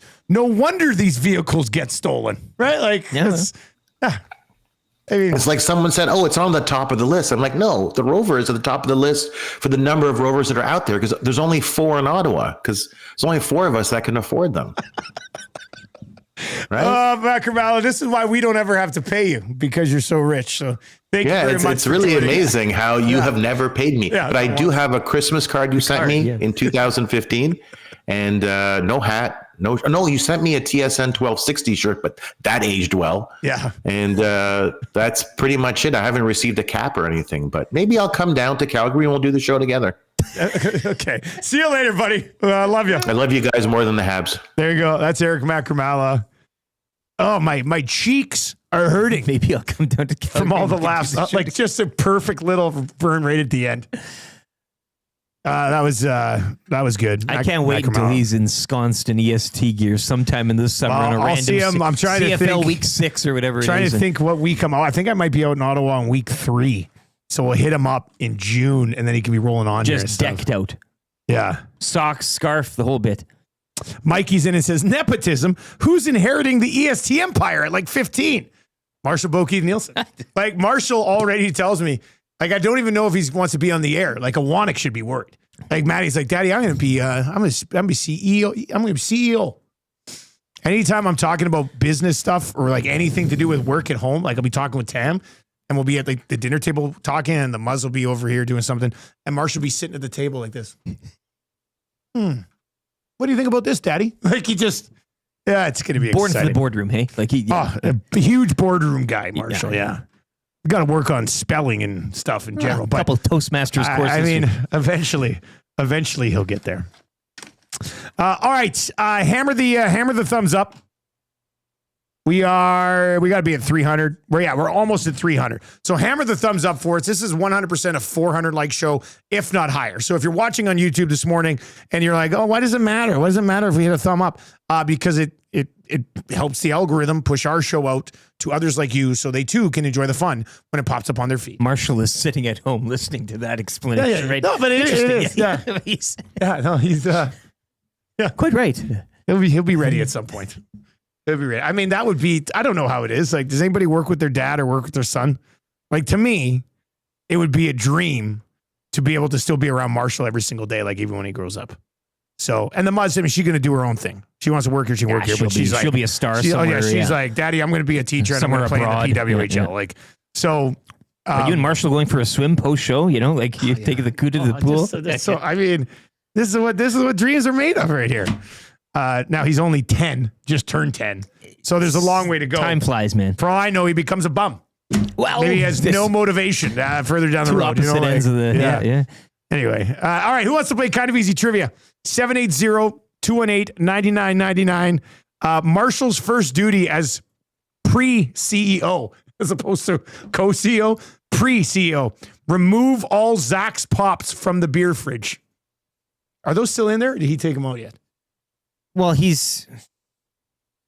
I haven't looked. I haven't gone back in there since I put the sign up. He's not really going to be obeying the order, apparently. That fridge is huge over there. He's finding a loophole in your decree that you posted. So, Changing 100. I'm moving the pop in hour number 3. I'm getting walk around cam ready because we're moving the pop. What if they're carbonated drinks? It doesn't matter. Oh, okay. I'm shaking them up and I'm putting them in the main fridge. Send me the link, Brendan. This is happening in hour number 3. Not that we have like a ton of time for it, but if those pops are still in there, we will make time, damn it. I'm moving them to the other fridge. All right. Let's, if you want to play kind of easy trivia for Mr. Mike's, fire us a text right now. 780-218-9999. 780-218-9999. If you want to play kind of easy trivia, gift certificate to Mr. Mike's is up for grabs. 780-218-9999. Let Brendan know you want to play. One of you will get picked. You will play. We've got 3 questions too many coming up. GCL Diesel Orange and Blue Breakfast. Greg Wyshynski. Lieutenant Eric's Weekly Rankings of Power. Marmot Basin Snow Report. The Wrap for William Huff. And if there are any pop remaining in the beer fridge, we will move them live on the show over to the main fridge in hour number 3 as well. Let's get to a sports update right now for Windsor Plywood. Leduc.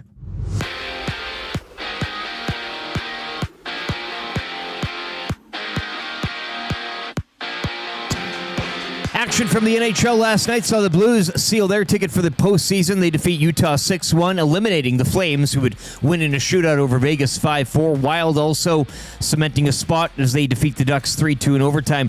It was the LA Kings reaching a franchise record 48th victory as they defeat Seattle 6-5. Lightning cruising past the Panthers 5-1, and the Leafs wrapping up first in the Atlantic, shutting out the Sabres 4-zip. Oilers close out the regular season tonight in San Jose. Tom Gazzola will have your GCL Diesel pregame show at 7:30 here on EST.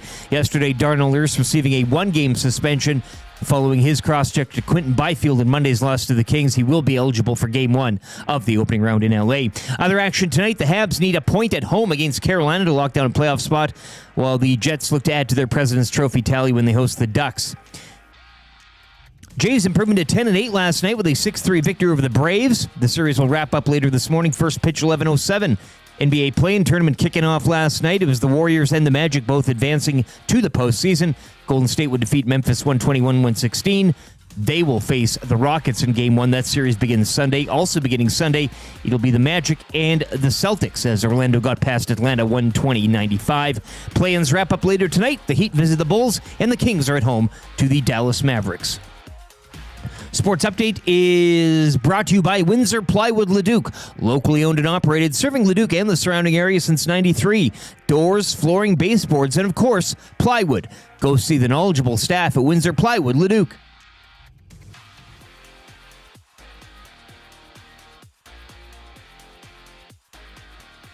Drop the puck. Let's go, Oilers, let's go. Let's go, Oilers, go. I hear the Oilers coming, boarding on the plane, off to the United States to play Canada's favorite game. A chance to win the glory, a chance to win the cup. Let's go, let's go, let's go. Bring it back to our World Saint City, the city of champions.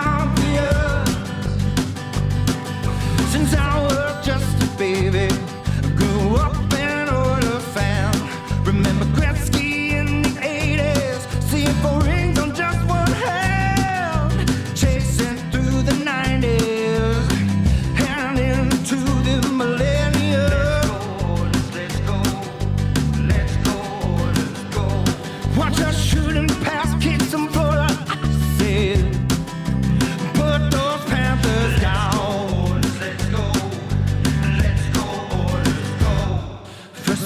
Canucks and the Dallas Stars, all who tried but failed. We got Skinner rock solid between the pipes and McDavid, our holy grail. Ekholm on the back end, and don't forget the Bouchard ball. Sweeping rats off the ice in Edmonton and bring us Lord Stanley's Cup.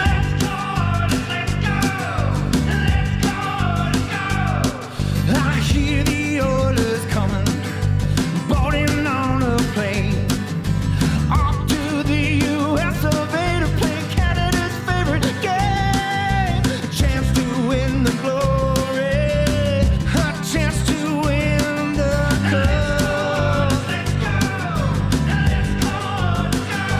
bring it back to our state city, the city of champions. 808. That banger flew under the radar a bit last year in the playoff song category. It's got a good carry to it. Let's go, Oilers, let's go. Good beat, yeah. Let's go, Oilers, go. As Strummy says, this is so good. Linkin Park is one of the hardest bands to parody. One you'd step know- closer to the edge, and I'm about to break. Yeah. Everything you say to me. Karaoke? Maybe. One of my go-to karaoke songs. The Nielson Show is brought to you by South Fort Chevrolet. Drive a little, save a lot at South Fort Chev. I got this set up. This is our in-house cam. I'm gonna go move all Zach's pop if it's still in that Truth fridge. shall be told. Yeah. We're gonna go see here. Yeah, he was kind of balking at your decree yesterday. I must say. I mean, there's an official sign on the thing. Yeah, Like, what are we he's talking? found a loophole. Balking at my decree. He's What does found that a even loophole. mean? He's found a loophole. Yeah. There we go. Okay, yeah, so that'll work. Looking forward to going and finding these pops. Kylie and Balmer says that song came out in the final and we lost. Yeah, but man, come on. It's a very Why good you got to song. bring that up? Very good song. Nielsen Show brought to you by South Fort Chevrolet. Drive a little, save a lot at South Fort Chev. And save up to $8,000 right now on the 2025 Silverado 1500s. No big deal. It's a huge deal. Hour number 3, kind of easy trivia. Brendan's lining somebody up right now. We're good to go? No? Okay, he's working on somebody. 780-218-9999. 780-218-9999. If you'd like to play kind of easy trivia today, we can definitely do that. One more time, a gift certificate is up for grabs to Mr. Mike's. We need somebody to play right now. 780-218-9999. Win the gift certificate to Mr. Mike's and go stake your claim today. What's this I see? It's snowing up in Fort McMurray today, according to X-Ray J. He's up there working. Not surprising. It was like late April one time. We got like this much snow in Fort Mac. It was ridiculous. That wind, it was a little chilly this morning. Yeah, Wore my other jacket, brought in the heavy duty. Marshall's Good up, supposed yeah. to have baseball evaluations tonight. They were going to be indoors, but now they're outdoors. Tammy might just be finding out about this. I didn't tell her. Marshall's baseball evaluations are outdoors tonight. So Sounds like a toque and cap. Yeah, it's going to definitely be a toque evaluation tonight for baseball. It'll be good to know who can really grind it out in the cold. Yeah, you're right. Yeah, for these 10-year-olds. 3 questions too many coming up. The GCL Diesel Orange and Blue Breakfast. That is coming up as well. Greg Wyshynski is going to be by. Lieutenant Eric's Weekly Rankings of Power, Marmot Basin Snow Report, and the wrap for William Huff. All on the way. We're coming at you from the Popeyes Louisiana Kitchen Studio, where Furby and his crew over at Popeyes, obviously locked and loaded. They're big partners of the Edmonton Oilers. They're excited for the playoff run, and you can swing on by and try that. You know what? You know what flies under the radar a little bit of Popeyes if you haven't tried it yet? The fish sandwich. No, the poutine. The poutine, it's weird. You wouldn't think to go to Popeyes for a poutine, but the Popeyes poutine, because you got the Cajun fries. They got those seasoned fries. And then it's delicious. The Popeyes poutine is 100% legit. And I know poutine. Strummy says, Dusty's Marshall playing House League. Yeah, he's gonna play House League. We were thinking about maybe trying for a little bit of a higher level, but in the spring, we just don't want like a crazy commitment. You know, it's nice. Go play baseball a couple of times a week. Just chill. So yeah, he's going to play. They'll do the House League evaluations tonight, I think. All right, Brendan, do we have somebody for kind of easy trivia? All right, who do we have today? We got Michael. Oh, Michael's going to play today. Okay, he's ready to stake his claim. Mike. 2-course steak dinner for $39.99. The Emperor Caesar salad is what you can start with, or the rustic onion soup. Walk the plank. Then enjoy the tender 7-ounce sirloin steak with béarnaise butter and garlic mashed potatoes, loaded with savory toppings. Mr. Mike's. Eat locally. Enjoy casually. All right, let's go to Mike. Mike, you ready to go, buddy? Let's go. You're always ready to go. All right, here we go. You need 3 of 5. Good luck. Which Oiler was suspended last night? Darnell Nurse. What team does Quinton Byfield play for? Los Angeles Kings. Which league is currently having their play-in tournament? NBA. Did the Blue Jays win yesterday? Don't care. Who do the Oilers play tonight? San Jose Sharks. Oh, I got it. And Sergio Ramos gets a nipple erection. Oh, is that dirty? This is not just a dream, it's a wet dream of orgasmic proportions. Oh, is that dirty? Frustration sets in and the emotion goes out, and then you just start playing by yourself. Oh, is that dirty? You cannot come to my house. No, not today. You cannot come to my house. No, not today. Little flair there from Big Mike, hey? Little razzle dazzle on Mike's the Jays. always hey? fired up, man. He knows He's it's hockey, excited. but He's excited to be there. I love that. Nobody cares. Yeah. God, nailed it. 5 out of 5, really. A stake in the heart of Brendan over there, too. Hey? Strummy says we would have also accepted don't care for the NBA question. Well, I mean, come on. All right, so I'm thinking of moving Zach's Pops over. Thinking? Well, you made a law. I was going to say, I mean, should we try to milk 400 likes out of it? Do people want me to move the pop? It doesn't matter. I'm moving the pop. I'm moving the pop. We get to 400, you do more than move them. He has an entire row in the door. Move them down the drain. 5, 6 at least last move time right I checked. down the drain. I still don't know. Brendan, can you throw on the let's see here. We're going to go to live in-house behind the scenes cam. We need to come up with a behind the scenes cam thing. It's going to be a bad look if there's no pop in there. Okay, throw it up. Yeah, throw it up. Say hello, Eric. Yeah, kind of neat, eh? All right. Oh, go ahead. No, Okay. All right. Okay, let's go see Brendan's Zach's. Turn this mic. If he doesn't, there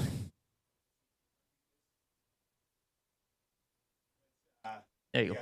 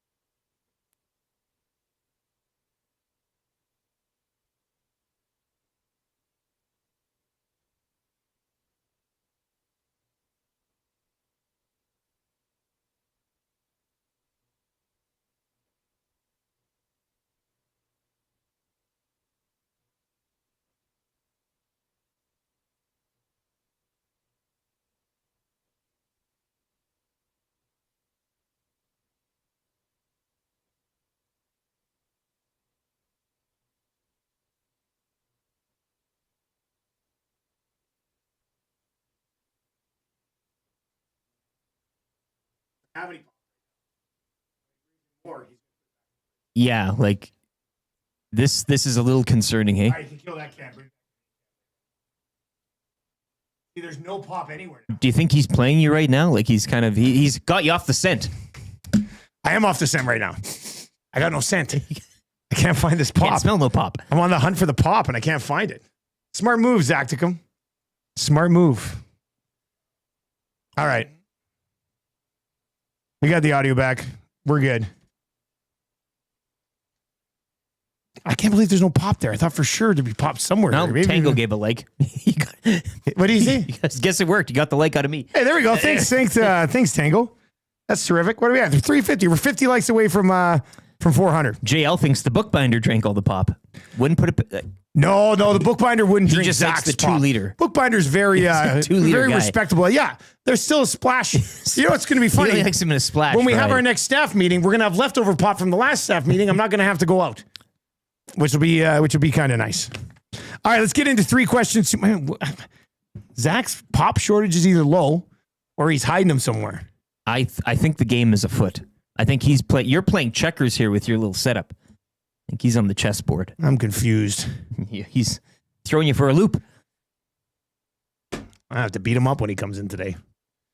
All right, let's get to 3 questions too many. Think you could take those legs and ground and pound? You want to? Oh yeah, that's right. Zach could probably kick my ass. I forgot he's a jiu-jitsu guy. He's got a belt. Yeah, that wouldn't be good. That'd be a horrible look for the boss. So Jason, join us today. Tommy and I are going to be. Putting you to sleep. You're boucharding on the ground. Boucharding on the ground. Man. Oh, that's too funny. What was I going to say? Oh yeah, join Tommy and I today. We're going to be at Boston Pizza Clairview, where I said I'm having this all-time week. Right, it will continue. My family went to the zoo while I watched the Masters for 6 hours on Sunday. Went to the game with close personal friend Damon Bunting on Monday. Went golfing yesterday. Broke 100 for the first round of the year. I'll take it. And then today, I was trying to keep the streak alive. Jason at Boston Pizza Clairview was listening this morning and says, I heard that you mentioned the on the air. So we're on it. Smoked ham and chicken stromboli sandwich, which is off the menu. Coming my way at Boston Pizza Clairview today. If you want to sit down and watch me eat like a happy boy, join us at Clairview BP's today. I'll buy you a bevy. It's like the main course on your master's menu. Like if you were doing the supper, that'd be one of the main items. It would be. Main entree. It would be. Just all sponsor related things. Classic. Like my death row meal would be amazing. Popeye's poutine. You get so many things. All of them. Pizza sub from 7-Eleven. Any flavor of Pop-Tart. Just the buffet Pop-Tarts. You can pick your cheese. God, you know what people should start doing? They should start eating the last meal that you do in death row just all the time. Be happy. Everybody's like, oh, what's your last meal in death row? Well, guess what? You're a free man. Yeah. Go have it on Thursday if you want. Do it today. Yeah. All right. Do you have a Twitter account, Rick? I do. It's at Lieutenant_Eric. And you're going to ask 3 questions to many. Who's it brought to you by? I did. Yeah, the great stuff at Park Mazda, where if the Hot Takes Judge had a TV show, nobody would watch. Park Mazda, your dealer for life. This is good. Jocelyn and Jay are rolling into BP's today. That'll be great. Yeah, come on into BP's. It's going to be a nice, pre-playoff Boston Pizza extravaganza. Bring John with you. Clairview Boston Pizza. Jay's dad still operates on a flip phone. Of course it's fascinating stuff. I love it. What a life. The freedom he has. Imagine still just having a phone where, you could call people if you want, but you don't have any other commitment to that phone. Check your email, huh? Can't do it. It doesn't matter. Who cares? All right, question number 1. Boys, which NHL team is facing the most pressure going into the playoffs this year? The Leafs.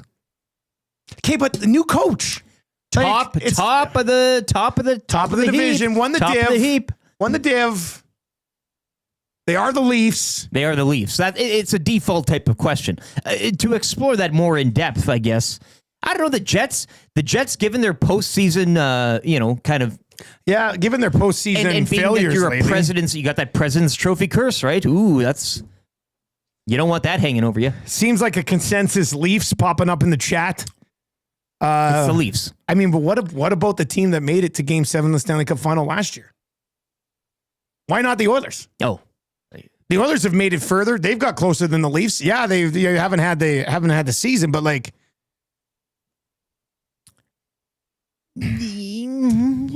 Why not? Why not the Oilers? They were the ones who came closest last year. I think, as Noodles pointed out too, and I like where he went with the amount of what ifs. That kind of takes the pressure off a bit, which maybe works in their favor. If you're rolling in here all hot and heavy and you've won, Yeah, but if they lose to the Kings, people are going to be livid. No, but then you can go with the narrative. Well, the Kings. What do we keep hearing? Well, they're due. Narratives be damned. That's what I say. But that whole Kings thing, they're tough to beat a team 4 times. Like that, all that stuff will come out of the woodwork. There's pressure. Don't get me wrong. This sounds like such a lame Canadian answer, but I think it's the Oilers or Leafs. Especially after McDavid came out yesterday and said, "You'll see how healthy we are." Not the Jets in that top 2, given the president. That's interesting. Just because of. Yeah, I guess I'm even kind of disrespecting the Jets there. How would you rank the 3? In a pressure ratings? I'd probably go Toronto 1A, Oilers, Edmonton 1B, and Winnipeg like 2C. 2C? Yeah, they're a little bit further down. A little bit. See, Kevin says the Oilers might have a mulligan this year, injuries, etc. Okay, what's the etc.? Horrible management? Like, what are you talking about? Yes. Like, what's the etc.? There's no injuries, etc. You either use injuries as an excuse, which Connor McDavid said yesterday, I'm sick and tired of hearing how banged up we are. We are healthy. We're going to be good to go. What's the etc.? The etc. is just either poor playing or poor management. Don't etc. me here. What's the etc.? Cowley Bomber says if we don't have the roster, the pressure won't be on us, the Oilers. Vincent Toba says Oilers team in a bit of an injury disarray. I don't want to play the McDavid thing again. He said he's sick and tired of hearing that they're the walking wounded. They're healthier than everybody thinks, and they'll be all healthy, ready to go game 1. Yeah. I mean, come on. Even though when I do the podium physiotherapy injury report later on today, it's going to be a long list of guys who are deemed not tough enough to play. They are load managing like the association. What? You want? I'll say it if I don't want to say it. I want my money, and I want my money back now. The NHL should just get ahead of this and say load management. We created the term. Like, yeah, you know what I mean? Make it a hockey saying. Load management. That was one of my things. This would be another thing on my death row menu. Elephant and Castle chicken tendies. Shout out to Eddie and Rubes. Yeah. Eddie and Rubes from TSN who are listening or watching or whatever today. That would definitely be on there. God, I'd be stuffed when they took me to the chair. I just stuffed. Full as a tick. Kill me now. Question number 2. Which Los Angeles King do you think becomes the most hated amongst Oilers fans? Who's public enemy number 1? Well, we discussed that Kempe's got that shine on him already. Oh, he's a handsome man. He's a stud. All the wives are, oh, who's that? Yeah. He's, and I think Dano, especially with his words the other night, he's elevated, if not already at the top of some people's list. He's like a minus 300 front runner in this conversation. Mustache. Like he's an easy guy to hate. What, do you think you're a pirate, Dano? Like, come on. Kuemper could play his way into that role, though. Yeah, out of just being good. Yeah, but you're talking about like kind of a... How does Drew Doughty factor into this? Greasiness hate. There's got to be... Drew Doughty's got to do something here that gets people hating him. Yeah. Who else we got here?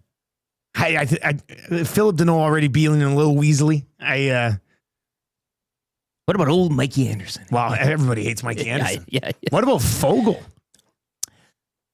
You heard that he was talking with like a Kings reporter or whatever, how he hates, like, he's on the other team now, so he hates them. Like, but he doesn't. Well, I think it's all a clever ploy to have him planted there and have a good regular season and then accidentally bat one in his own net in overtime of Game 7. Special Agent Fogle. Yeah. Double agent. Once again, Jeff Jackson nails it.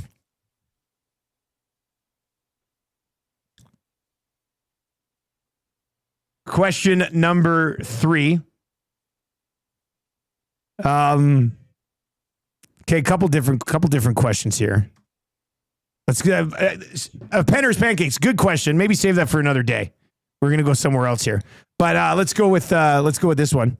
Which Canadian sports media personality would you like to see go full Stephen A. Smith and run for Prime Minister? You know who I think would probably have the best? Like, I could see the country voting for James Duthie. Oh, he's a statesman. I think he would take a a legitimate run at it. Yeah. If our country was absolutely ludicrous. I think a guy that could bridge the divide between West and East, and he wouldn't get a vote in BC, is one Luke Gazdick. Yeah, but you're not gonna win without BC. Well, he would get the vote here and in Toronto, and you could just say, Bieksa would get the Vancouver vote. He'd get the BC vote. Yeah, but how would he carry the country? Some Duthie, some Onright. Yeah. Onright. I mean, if you're looking for a hilarious prime minister, Onright would be a pretty good one. Luke Wilson, anyone? Pender's Pancake says Duthie or Stoff. Let's just be honest. Stoff will be on municipal council at some point. But it might take a little while. I'd like to see him in a mayoral debate. Yeah. Showing up with all those loons that usually show up to those things. He rolls in. Just for the show. RCN says Bobby Mack. Ernie says Dusty for PM. I don't want to get into politics, but I will say that I was the grade 8 rep on junior high school student council. Okay. Voted amongst my peers to represent the grade 8s. What type of legislation did you pass while in that role? Did you get any bills that you kind of got? I was really just intimidated because I was in there with a bunch of grade 9s and 10s. I was thinking maybe it would lead me. I was like an early step, like a front runner, maybe to become like class president in 2000, like in grade 10. Yeah. But then I just stopped giving a damn. Well, scandal got the best of you. And John Lucier ended up becoming president. Yeah. And you know what? His nickname is still to this day, the Prez. Yeah. Yeah. He had the paper probably in his back pocket. Yeah, the whole time, the student paper. Yeah, they were just writing him up. That stupid one little page thing. That's it. Lucier does it again. Yeah. Put together by the kids that nobody would vote for anyway. We're all reading it. I'll go Duthie. Pender's Pancake says Maddie versus Stoff for mayor. Oh, God. Take me to that debate. Oh, God. Even for a councelor position, I would love to see that. That would be hilarious. Stoff knocking on doors, hey? I don't think Stoff's a door knocker. I don't think it would be. Out there, hey? Yeah. I don't think he would be. Maddie's not even on his condo board, I learned yesterday. Him and Tommy are having an issue. They're both not on the board. I saw that. Who was in here talking about their board? Yeah. It's a big Does thing. he live in their building? How did he know so much about the building? What's going on? He's getting them. There's petitions being signed. It's very interesting. I heard that the other day. Colton is in and says, guys, it's Cuthbert. I mean, I'd vote for CC. That would be great. All right, GCL Diesel Orange and Blue Breakfast. We got to bang this out because we got Greg Wyshynski coming up. It's the Oilers and Sharks tonight. A brief breakfast. Yeah, this will be. This is like grabbing an apple from the fridge on your way out of the house. Not that I ever grab an apple from the fridge on the way out of the house. I don't know why. This is popping a Pop-Tart in the microwave for 17 seconds. A smoke and a Monster Energy drink. On way to site. Yeah, that would work. The GCL Diesel Orange and Blue Breakfast, providers of the best diesel engine components around, from turbochargers to injectors, fuel pumps to sensors. They're the critical engine component experts, proud to serve Edmonton and Northern Alberta for over 50 years. Oilers' projected lineup tonight? Nobody knows. San Jose's projected lineup tonight? Nobody cares. Let's get to your podium physiotherapy injury report. Hip or shoulder pain slowing you down? Knee pain from a nagging ACL injury? Back pain after a long day at work?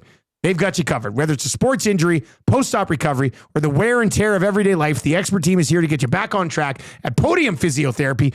Unlock the athlete in you. This is kind of the one thing that really matters. Mind you, we still don't know what it's going to look like either. We don't know. Speculate on injuries, I guess. I'll go off what we see here. Evander Kane, Alec Regula, John Klingberg. We're cool with that. I guess. Ekholm, I think we're good with that. Trent Frederick, I mean, I don't think we'll be seeing him down at the SAP Center tonight. And then you got the day-to-days, the Wallmans, the Stetchers. Hyman won't be playing tonight. Draisaitl, McDavid listed as day-to-day, but he's going after that 100. It means a lot. And Darnell Nurse obviously serving the one-game suspension. That is, you're not tough enough or too tough enough in Darnell Nurse's case to play hockey tonight. Pizza Boys in and says, tonight's decor brought to you by Wolf Dog Food. It should be, yeah. That's probably true. It's not going to be a great blue line tonight. If you're watching over on YouTube, we're 15 away from changing 400, and if we're at 400 with 30 minutes left in the show, possible run at 500. So hammer that thumbs up. He's if you're going watching for the on career YouTube. Grand Slam week here. This is my week. This is a big week. Thank you, Eric. Do it for the Stromboli. Then when we talk about this week years from now, we'll be like, remember that Wednesday final game of the regular season, they had that nothing game against San Jose, and we had 500 likes. It's like the RBC Canadian Championship. Like that's what the 500 likes would be. I'll say this today. Sprinkled in. The 500 likes today for a nothing burger of a game tonight might be more impressive than 1,000 like show in the playoffs. Yeah, and you could be part of it. I'm just throwing it out there. If you're listening on TuneIn or iHeart, make history by hopping over to YouTube and hammering the thumbs up for us. What is your key to a victory tonight? It's an odd question. The key tonight is to stay healthy. Yeah. Nobody cares about the victory. The key to the game. Yeah. Victory be damned. I mean, even again, play more possum. Lose 8. I was going back and forth with Library Pat. Like, how could you go about just don't show up? What if they just didn't show up to the rink? Yeah, what's going to happen? What are you going to? What's worse? What are they? What are they going to get 0 points? Yeah. Probably a fine. But they're okay. It's fine. Kate's a blank check. Kate's additional Fill it fines out. all the time. Yeah, It doesn't matter. So yeah, health is paramount. And again, 100-point watch. We're on it. Yeah, I mean, if he plays tonight, the biggest lock of all time is Connor McDavid to hit 100 points. Yep. I'll say this tonight. If he plays, Connor McDavid gets 2 points. 105. If McDavid doesn't play, Bouchard gets 2 points. Bouchard might play 35 minutes tonight. Mind you, he shouldn't. No. Whoever's in the lineup, just play him. There's nothing going on tonight. All right, Greg Wyshynski is coming up. It's a Connor Carrick night. Connor Carrick plays 27 minutes. We are surpassing 400. We're already there. We've got 28 minutes left to snag 94 more likes. It's possible, people. It's possible. Connor McDavid says the Oilers are going to be healthy. If you believe him, you should probably be pretty stoked. Let's go. Hammer the thumbs up for us. Greg Wyshynski still to come. Lieutenant Eric's weekly rankings of power. The Marmot Basin Snow Report. The wrap for William Huff. More of your text messages. You all battle out viciously for the A&W text of the day. But let's get to a sports update right now for a place where it's always game day. Century Casino, Sports, Bar, and Lounge. And then Wyshynski with ESPN. Sorry to Greg. We're running a little bit late, but we'll get to you. The Winnipeg Jets this morning extending Alex Iafallo for 3 years, $11 million. Last night, Flames bounced from postseason. They'd win in a shootout over Vegas 5-4, but the Blues defeating Utah 6-1, locking down a playoff spot. Also Wild 3-2 in overtime against the Ducks. Oilers closing out the regular season tonight in San Jose. GCL Diesel pregame show with Tom Gazzola. That comes your way at 7:30 here on ESPN. You can join Tommy following tonight's action on the GCL Diesel postgame show. Darnell Nurse will serve his one-game suspension tonight following his cross-check to Quinton Byfield in Monday's loss to the Kings. He will be eligible for Game 1 of the opening round down in L.A. Elsewhere tonight, the Habs look to lock down a playoff spot. They need a point at home against Carolina, and the Jets look to add to their President's Trophy tally when they host the Ducks. Jays and Braves, that series will wrap up later this morning with rubber match. First pitch 11:07 as Toronto improving last night to 10-8 with a 6-3 victory. Playing tournament in the NBA, Warriors and Magic punching their tickets to the postseason last night. Tonight it'll be Miami visiting Chicago and the Sacramento Kings hosting the Dallas Mavericks. Sports update presented by Century Casino Sports Bar and Lounge with wall-to-wall TVs, daily food and drink specials. It is the place to be for every Oilers game. Every day is game day at Century Casino Sports Bar and Lounge.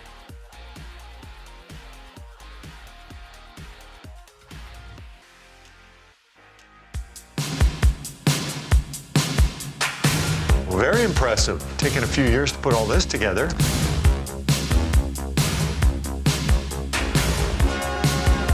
It's not a one-year quest because it's so hard to get your hands on.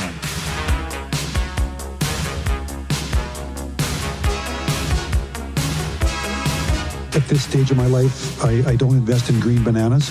It's a lifetime quest. Just not sure if I'm going to be around long enough to see them ripen to be yellow.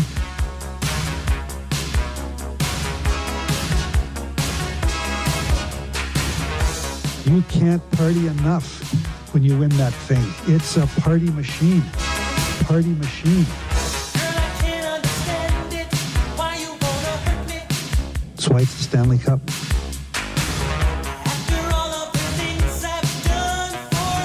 It's hard. It's hard.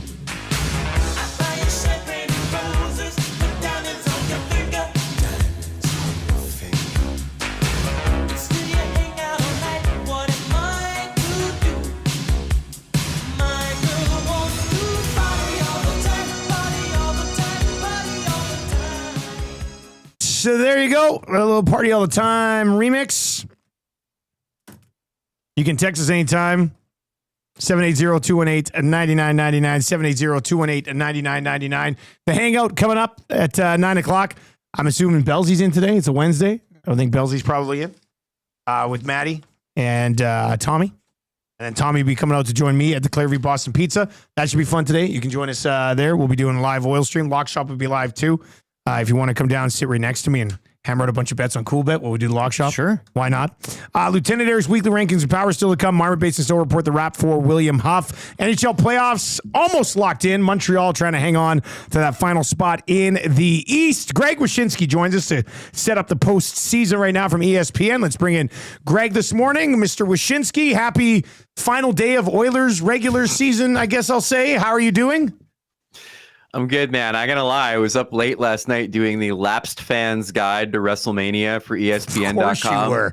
Yes. To catch everybody up on the major storylines, and now I'm ready to refocus on hockey. I'm out of the Codyverse.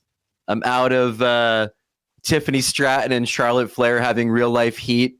I'm back on hockey now. Okay, but for a second, let's just talk about WrestleMania, because yesterday on Lock Shop, Huss is a big wrestling guy, and we were talking about that on one of our shows.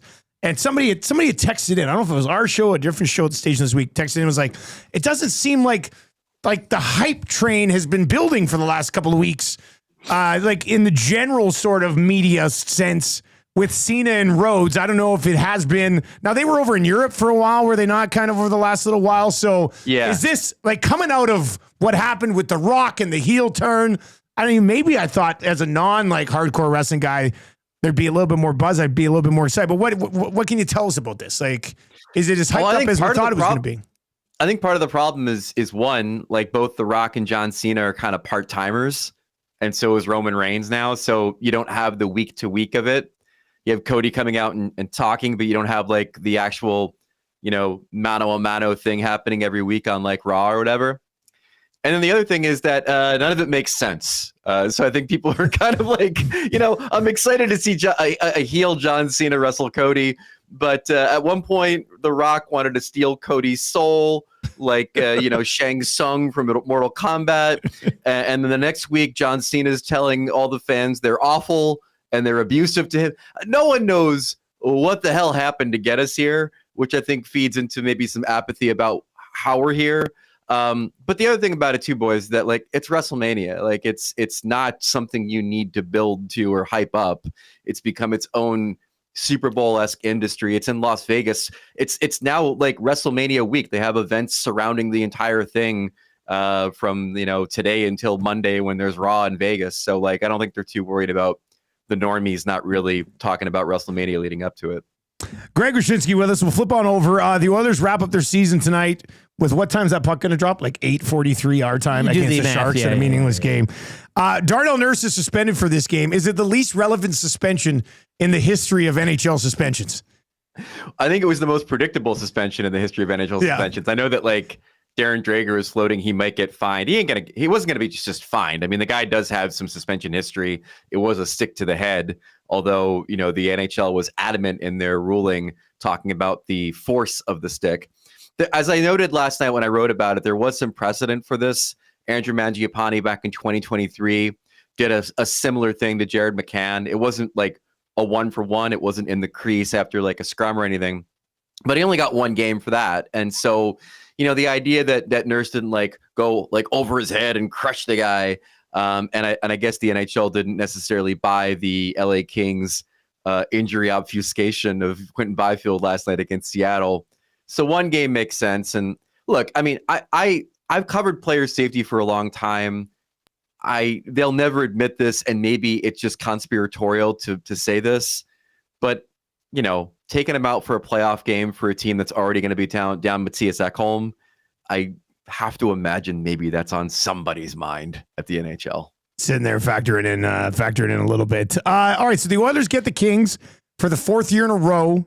The Kings once again. I think this is probably the best version of the Kings that the Oilers would have faced so far, in large part due to Darcy Kuemper. Do you think Kuemper ends up being the Oilers' kryptonite finally here for the Los Angeles Kings?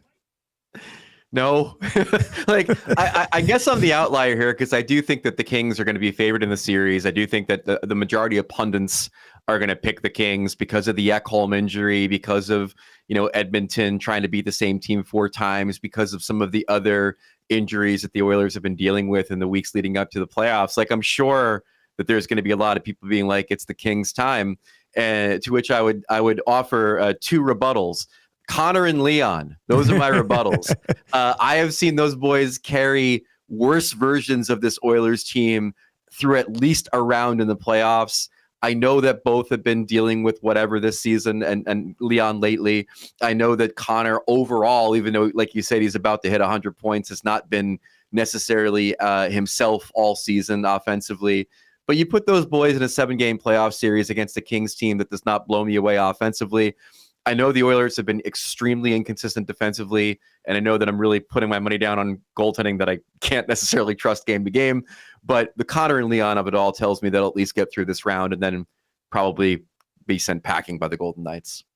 Right on cue, Greg, as Pete in our YouTube chat says, hey, it's the Oiler hitting putts calling you out. You can't win. I picked them to win the cup in consecutive seasons. I know. Like, where does this come from? This is like, narrative, of all man. We the just teams can't that have beef with me, like the Oilers should be the least of the teams that have beef with me. I actually think they're good. I actually support them. I pick them against the Kings. You call me a putz? Like, I still have Colorado fans that believe that I have some vendetta against their team because the Avalanche beat the Devils in 2001. I can't even remember what happened in 2021, let alone 2001. But I got Avalanche fans being like, "Oh, he hates us because Ray Bork." I'm like, shut up. I never even think of. I'm like Don Draper in that meme. I don't like you. I don't ever think about you. Yeah. Colorado Avalanche. But it is a very appetizing opening round with the matchups. I mean, where are you going next? Outside of, obviously, we're focusing on Oilers Kings. You got the Battle of Florida, the BOF. You got the Boo, the Battle of Ontario, Leafs Sens. Where are you going after that? We haven't even mentioned your Avalanche as well in that opening round series with the Stars. Yeah, obviously the Stars will beat the Avalanche probably in 4. No, I actually think that, like, due respect to the Battle of Florida and the Battle of Ontario, and by the way, I do think that people are sleeping on the Lightning. I think the Lightning are quite good, and there's sort of a default setting of the Panthers will get Kachuk back, and they've been to the final in consecutive seasons. I think the Lightning. It's going to be such a good series. Real shot at winning that series this year. Yeah. No, that Dallas-Colorado series is insane. I mean, as much as I'm a 1-8 format guy, as much as I'm an expand the playoffs format guy, the fact of the matter is that the NHL ginned up a playoff format that's supposed to maximize compelling matchups in the first round, be it, 2 quality teams or rivals or what have you. And like you just mentioned, we got the Battles of Ontario and Florida, and we have a series where, the winner of that series between Dallas and Colorado could win the cup. You've got, the Gabe Landeskog situation with Colorado being the ultimate X factor and what kind of emotional boost that would be if he actually sees the ice. And then on the other side, you've got the Mikko Rantanen revenge tour going after the team that decided they didn't want to basically have him in their plans going forward. So, Rantanen to me is the most fascinating player in the playoffs. He's a guy who, when he was traded to Carolina, the discussion was, well, he's right up there with Jake Gensel as being one of the more effective, postseason scorers over the last 5 seasons. Now he has a chance to prove it with Dallas against his old team, and they need him because they're going to try to beat the Colorado Avalanche without Miro Heiskanen, which is insane to me. But I joked about Colorado. They'll probably hate me even more now, but I do lean Dallas in that series. They played beyond my expectations with Heiskanen out of the lineup, if I'm being honest. You mentioned, we talked briefly there about the Tampa-Florida series. They played last night, and I was kind of joking this morning about Jesse Puljujärvi being the guy who sets the tone by doing something that'll likely get him suspended for this beginning of the series, a lineup that he might not even have been in anyway once they're healthy come playoff time. But that's kind of funny that they played last night. That's the thing. I saw last night Tampa fans were like, you should see the hate for Puljujärvi last night online. I got some time for it. It's fun. Not to bring it all the way back to wrestling, but doesn't Puljujärvi remind you of like a guy who comes up as a flippy skill wrestler, and then he eventually like can't draw money anymore. So now he has to start doing hardcore matches where they break like panes of glass on your back. Like now he's a guy who's just like a physical checking forward. Well, he's been hitting everything in Florida. Like he's hitting like 5, 6, 7, 8, 9 hits a game. It's like nuts. I know, right? Exactly. He was drafted to be like McDavid's winger, and now he's Matt Martin. Like who knows where the league will take you? Where one minute you're supposed to be, the one of the best scoring wingers in the league, and the next minute you're Cal Clutterbuck. But here we are with Jesse Puljujarvi. Are your official cup predictions already out there?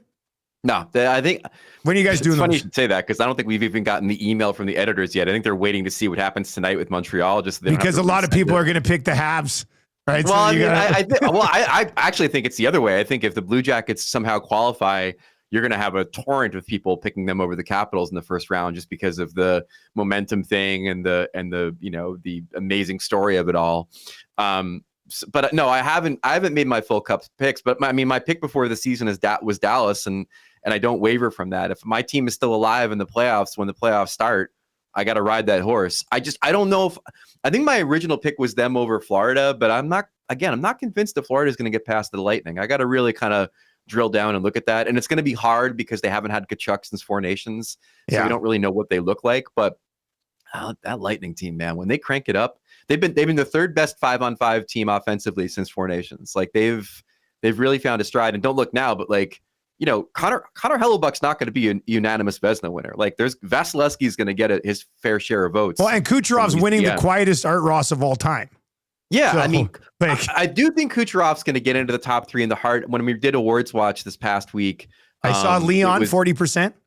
Leon's leading, Hellebuck second, McKinnon was third. But I think Kucherov winning the Art Ross is probably going to put him third. But I do think the injury to Leon is a weird wrinkle, because now all of a sudden the number of games between him and Connor has sort of shrunk in the last couple of weeks. Wherein, when he won the Hart that one year, it was, well, Connor wasn't there and Leon had a great season. So I still think he should win the Hart. He's a notorious Oilers hater. That's mostly because I don't think there's enough support for Kucherov, and also because there's so many people that will never give it to a goalie, because it's the same thing as like the Cy Young and pitchers. Like they have their own award. So we can't give it to Hellebuck, even though I think he's probably been my MVP this season. Wyshynski, as always, buddy, we appreciate it. Enjoy the early stages of round 1, and we'll catch up next week. And WrestleMania. Obviously, yeah. To all my Oilers friends out there, I love your team. I'm picking your team. Don't forget who had your back when everybody and their mom is picking Andrei Kopitar to beat the Edmonton Oilers in the first round. Remember who had your back. Greg Wyshynski did right there. Thanks a lot, Greg. There you go. That's Greg Wyshynski from ESPN taking the Oilers to beat the Kings in the first round of the playoffs. What say you? All right, let's get into Lieutenant Eric's weekly rankings of power. We got the Marmot Basin snow report that we'll get to. I see Kelsey sent that over today. Yeah. And then we've got the wrap for William Huff still to come. And then the hangout starts at 9 o'clock. Going to be a great show. Maddie Bellsy in today? And Tommy? Beautiful. Anybody else? Okay, so Jasmine's still sick. So Bellsy, not tough enough to play. Load management probably for the we need to get her to podium physiotherapy. All right, let's get into it. Lieutenant Eric's weekly rankings of power. What do you got today? Names for a bachelor-style show featuring Dusty and his male friends. I'm glad this didn't get skipped over. Only 10. Only 10. So yeah, somebody suggested earlier that all of my friends do a bachelor-style show, and I choose a best friend. You said it's a short list, and you got Tennell, you got Bunting, you got Macramalla, you got Suter, who's got some work to do. Is right there too. Yeah. So these are names for the show. It should be a bachelorette style. Okay. When we launch it. All right, number 10. North Saskatchewan Shore. Jersey. Yeah, the North Saskatchewan Shore. That's not bad. Number 9. Dustin Island. Dustin Island. Makes sense. Hey, that's a good one. Yeah. Number 8. Keeping Up with the Nielsen. Just one. Just me. It's just you. Because your friends don't hang around your family at all. No. This is family out of it. Yeah. Number 7. The Amazing Boy Race. Did you say the Amazing Boy Race? They're boys. Number 6. Boy Meets Boys. That is a great show. The original. Yeah. Number 5. Love is Kind. Love is Kind. Okay. Number 4. Cook County Idol. in which you could kind of do like a dance competition style, you know, like you could all be decked out in Western gear. Number 3. Who wants to be a Nielsen heir? Who wants to be a Nielsen? Where you can see, and you are like you ask them tough questions, and they can phone a friend and stuff like that. Yeah, on all questions about you. Yeah, all about so me. you can really see who knows you the best, and then you can determine it that way. Final answer. Number 2. Friendship on the spectrum. Friendship on the spectrum. Okay, and then number 1. The number 1 in the names for a bachelor-style show featuring Dusty and his male friends, Pimp by My Side. Because these are all... I mean, they're all pretty cool dudes. Pimping guys. I mean, yeah. Pimp by you My can't really Side. go wrong with any of them. It's just stylistically who you'd... It would be a great reality show. All of us in Just a house. a short series, yeah. And I'm just like, we go on dates. Let's say, hey, we're going to the game tonight. Yeah. We have video game sessions where you're playing video But you games. and incorporate stuff. all of them into, like, again, a dance competition, a trivia thing is they can phone friends. Mix in the booze. Finally, you sometimes can say final answer. night. Final answer. Yeah, final answer. That's my horrible Regis Philbin I impression. love it. Final answer. Broad Charlotte. That's in from Big U today. Yeah. Strummy says, does Pius make an appearance? Might be a wild card. The eh? ultimate twist, like after I've eliminated a few, they're like, you're never going to believe who's coming into the house. It's a question mark silhouette. It's just a question mark silhouette. Of Hug who's me, like- Dustin. Oh, it's too funny. That'd be a great show. You know, we'll put it on the list of content we'd like to create. Bring it up in the next meeting. Yeah. Guys, how are we going to do this? All right, let's get into your Marvin Basin. Dex says Wally Pimp. Wally Pimp? Instead Wally Pimp. Instead of Wally Pimp. Oh, it's going to become the Wally Pimp.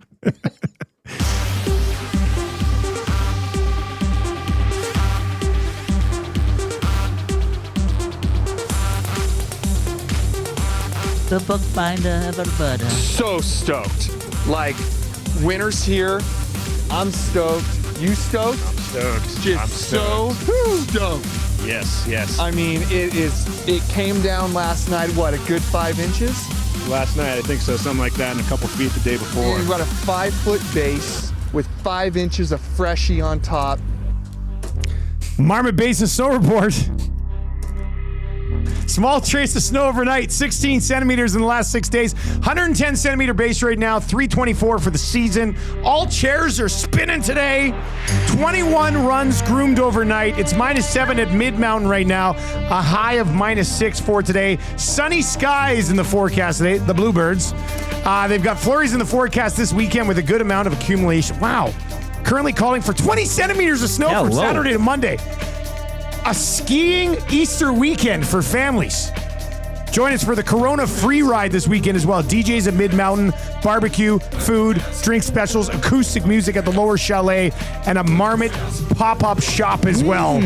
Kelsey with the snow report today. Man, 20 centimeters of new snow Easter weekend. Easter miracle. Easter miracle.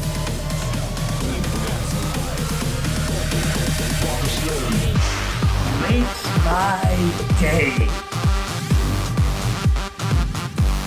Dun, dun, dun, dun, dun, dun, dun, dun, dun. That's Marmot Basin Snow Report. We're going to dive into the wrap here. For William Huff. Check it out. That Oilers playoff, the pom-poms, they fit in well here.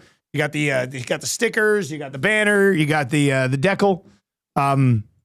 Get it all at William Huff. Click on store and you'll see it there if you want to get your playoff spirit cranked up a notch.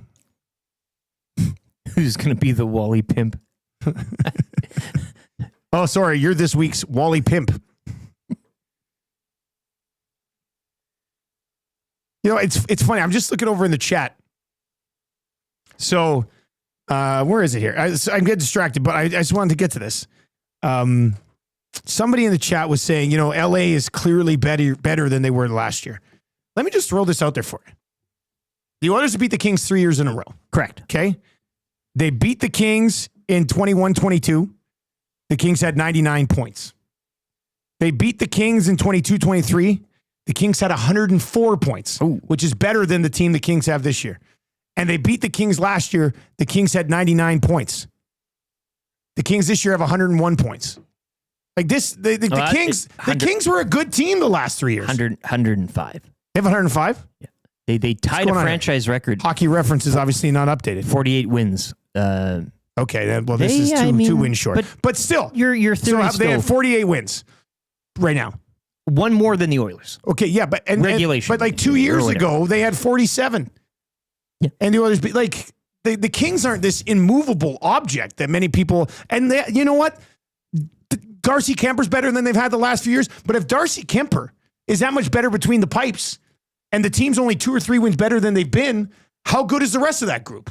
Like they're very close to the same Kings team results-wise that we've seen. They won 44 games, 47 games, 44 games, now 48 games.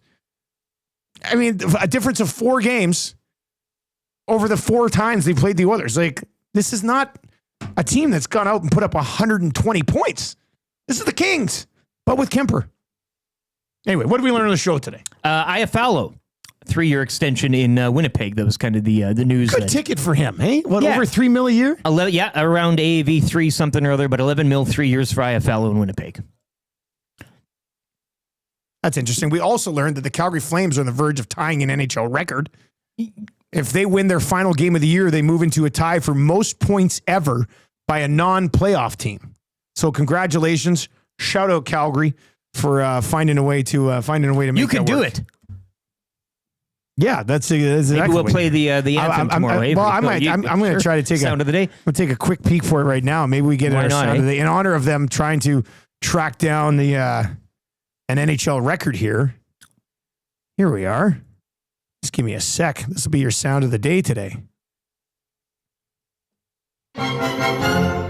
Playoffs are here, let's drink a ton of beer. Hit the red mile, the Flames make us smile. Goudreau passes the puck to Monahan. The sea of red packs the stands.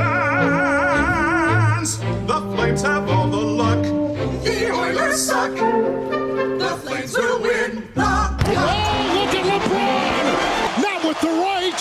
He throws it down with the left hand. Woo! Brawnied. All right, text of the day today for A&W. I don't know where we go in this one.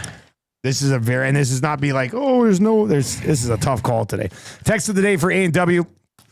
Think juicy grass-fed beef raised without use of hormones or steroids. Think real cheddar cheese and mouth-watering bacon. Think lettuce, onion, tomato, pickles, all topped with that special A&W teen sauce. Now stop thinking. Head to your nearest A&W and enjoy the taste of the legendary A&W Teen Burger today. From Canada's original burger chain since 1956. Plus it's game day, Mama Burger and fries, $5. Now it is Wednesday. Macramalla intros were aplenty today. So many good there was that Macramalla one intros. text. Well, that one, there's that one. Who was that one? Brandon Not Manning. Brandon Not Manning with just an excellent Tombstone reference at one point. I also have, where's it? Let me see if I can Wally find Pimp? it. No. Honorable mention. No, yeah, Beaumont Dusty. This was kind of a fun one. Thanks for the F-Shack, Macramalla. Love Dirty Mike of the boys. With him getting his vehicle stolen on time. Yeah. But the Brandon Not Manning one was really good. And it just shivved right in there. Didn't even have to explain it. We played it during the, we played the Connor McDavid audio this morning. And then Brandon Not Manning, kind of out of nowhere, fires out not quite as sick as I made it out to be, which is just an all-time Val Kilmer Tombstone Doc Holliday reference. Yeah. But we had so many. I don't know what to do here. I'm like, you want to go there? You want to go, Brandon? I mean, to steal it on a Macramalla intro day, where I would say we had 10 Macramalla intros that could have won. He got you to play a Tombstone clip on a Wednesday. You're right. It involves McDavid. You're right. It was all tied in. And he didn't even lay out. Didn't need to explain. He didn't. We just knew. We knew. He's very slick. All right, Brandon Not Manning for the excellent Doc Holliday reference on a non-Tombstone Tuesday. Well done, sir. You have won text of the day today. I will also say, and this might make that text even more impressive, this was probably the best Macramalla intro day we may have ever had since we launched Edmonton Sports Run the reel. Talk. They were great. He was loving them. It was incredible. That funeral one? Go back and watch the Macramalla segment today when we read it, and we didn't even get to all of them. So to win that other text of the day on maybe the strongest Macramalla intro day, just a very remarkable and memorable show. Memorable show, I should say. And we are 56 likes away from changing 500. So if you want to hammer, if you haven't given us that thumbs up yet, sneak it in before we wrap here at 9 o'clock. What are we watching tonight? NBA play-ins wrap up. Of course, you got the Heat and Bulls. Mavericks and Queens. You said that. Segment of Queens. The Queens. Segment of Queens. Jays and Braves. That's later this morning, 11-ish. First pitch in that one. And other than that, I mean, the Habs, you'll be on Habs watch. They need a point at home. Can they get it over the line? Need a point to get her done. We'll see if Demidov can make it happen. And join Tommy and I today. We will be at the Clairview Boston Pizza. I'll be sitting up there around 11 for the lock shop. And then we'll have the oil stream live today. We're going to be diving into some new menu items, actually. And one of them looks insane. Taste testing. Hey. Where what's it called here? Jason sent me this today. It is the Wingman Pizza. Signature pizza sauce, mozzarella and cheddar, topped with all meat bites, and your choice of wing sauce, finished with a buttermilk ranch drizzle. Oh. I'm dead. It's a new pizza that they're rolling out at BP's today, buddy. We're going to be on this. Like white on rice. Tommy's got the fork out. Actually, they got a bunch of good menu items. We're going to be the all-star poutine. Oh, my goodness. Branding Not Manning replies, too sweet. Oh, man. He's on fire today. Killing it. All right, the Hangout's coming up next. Tommy, Maddie, Belzy. I'll see you at Clairview Boston Pizza today. It's our first appearance back there since they had their fire. It's apparently beautiful, new. We're excited to be there for that. So swing on by and join us for lunch at the Clairview Boston Pizza. And I'll talk to you at 11 o'clock from there. For Brendan, Lieutenant Eric, I am Dustin Nielsen. Take it easy.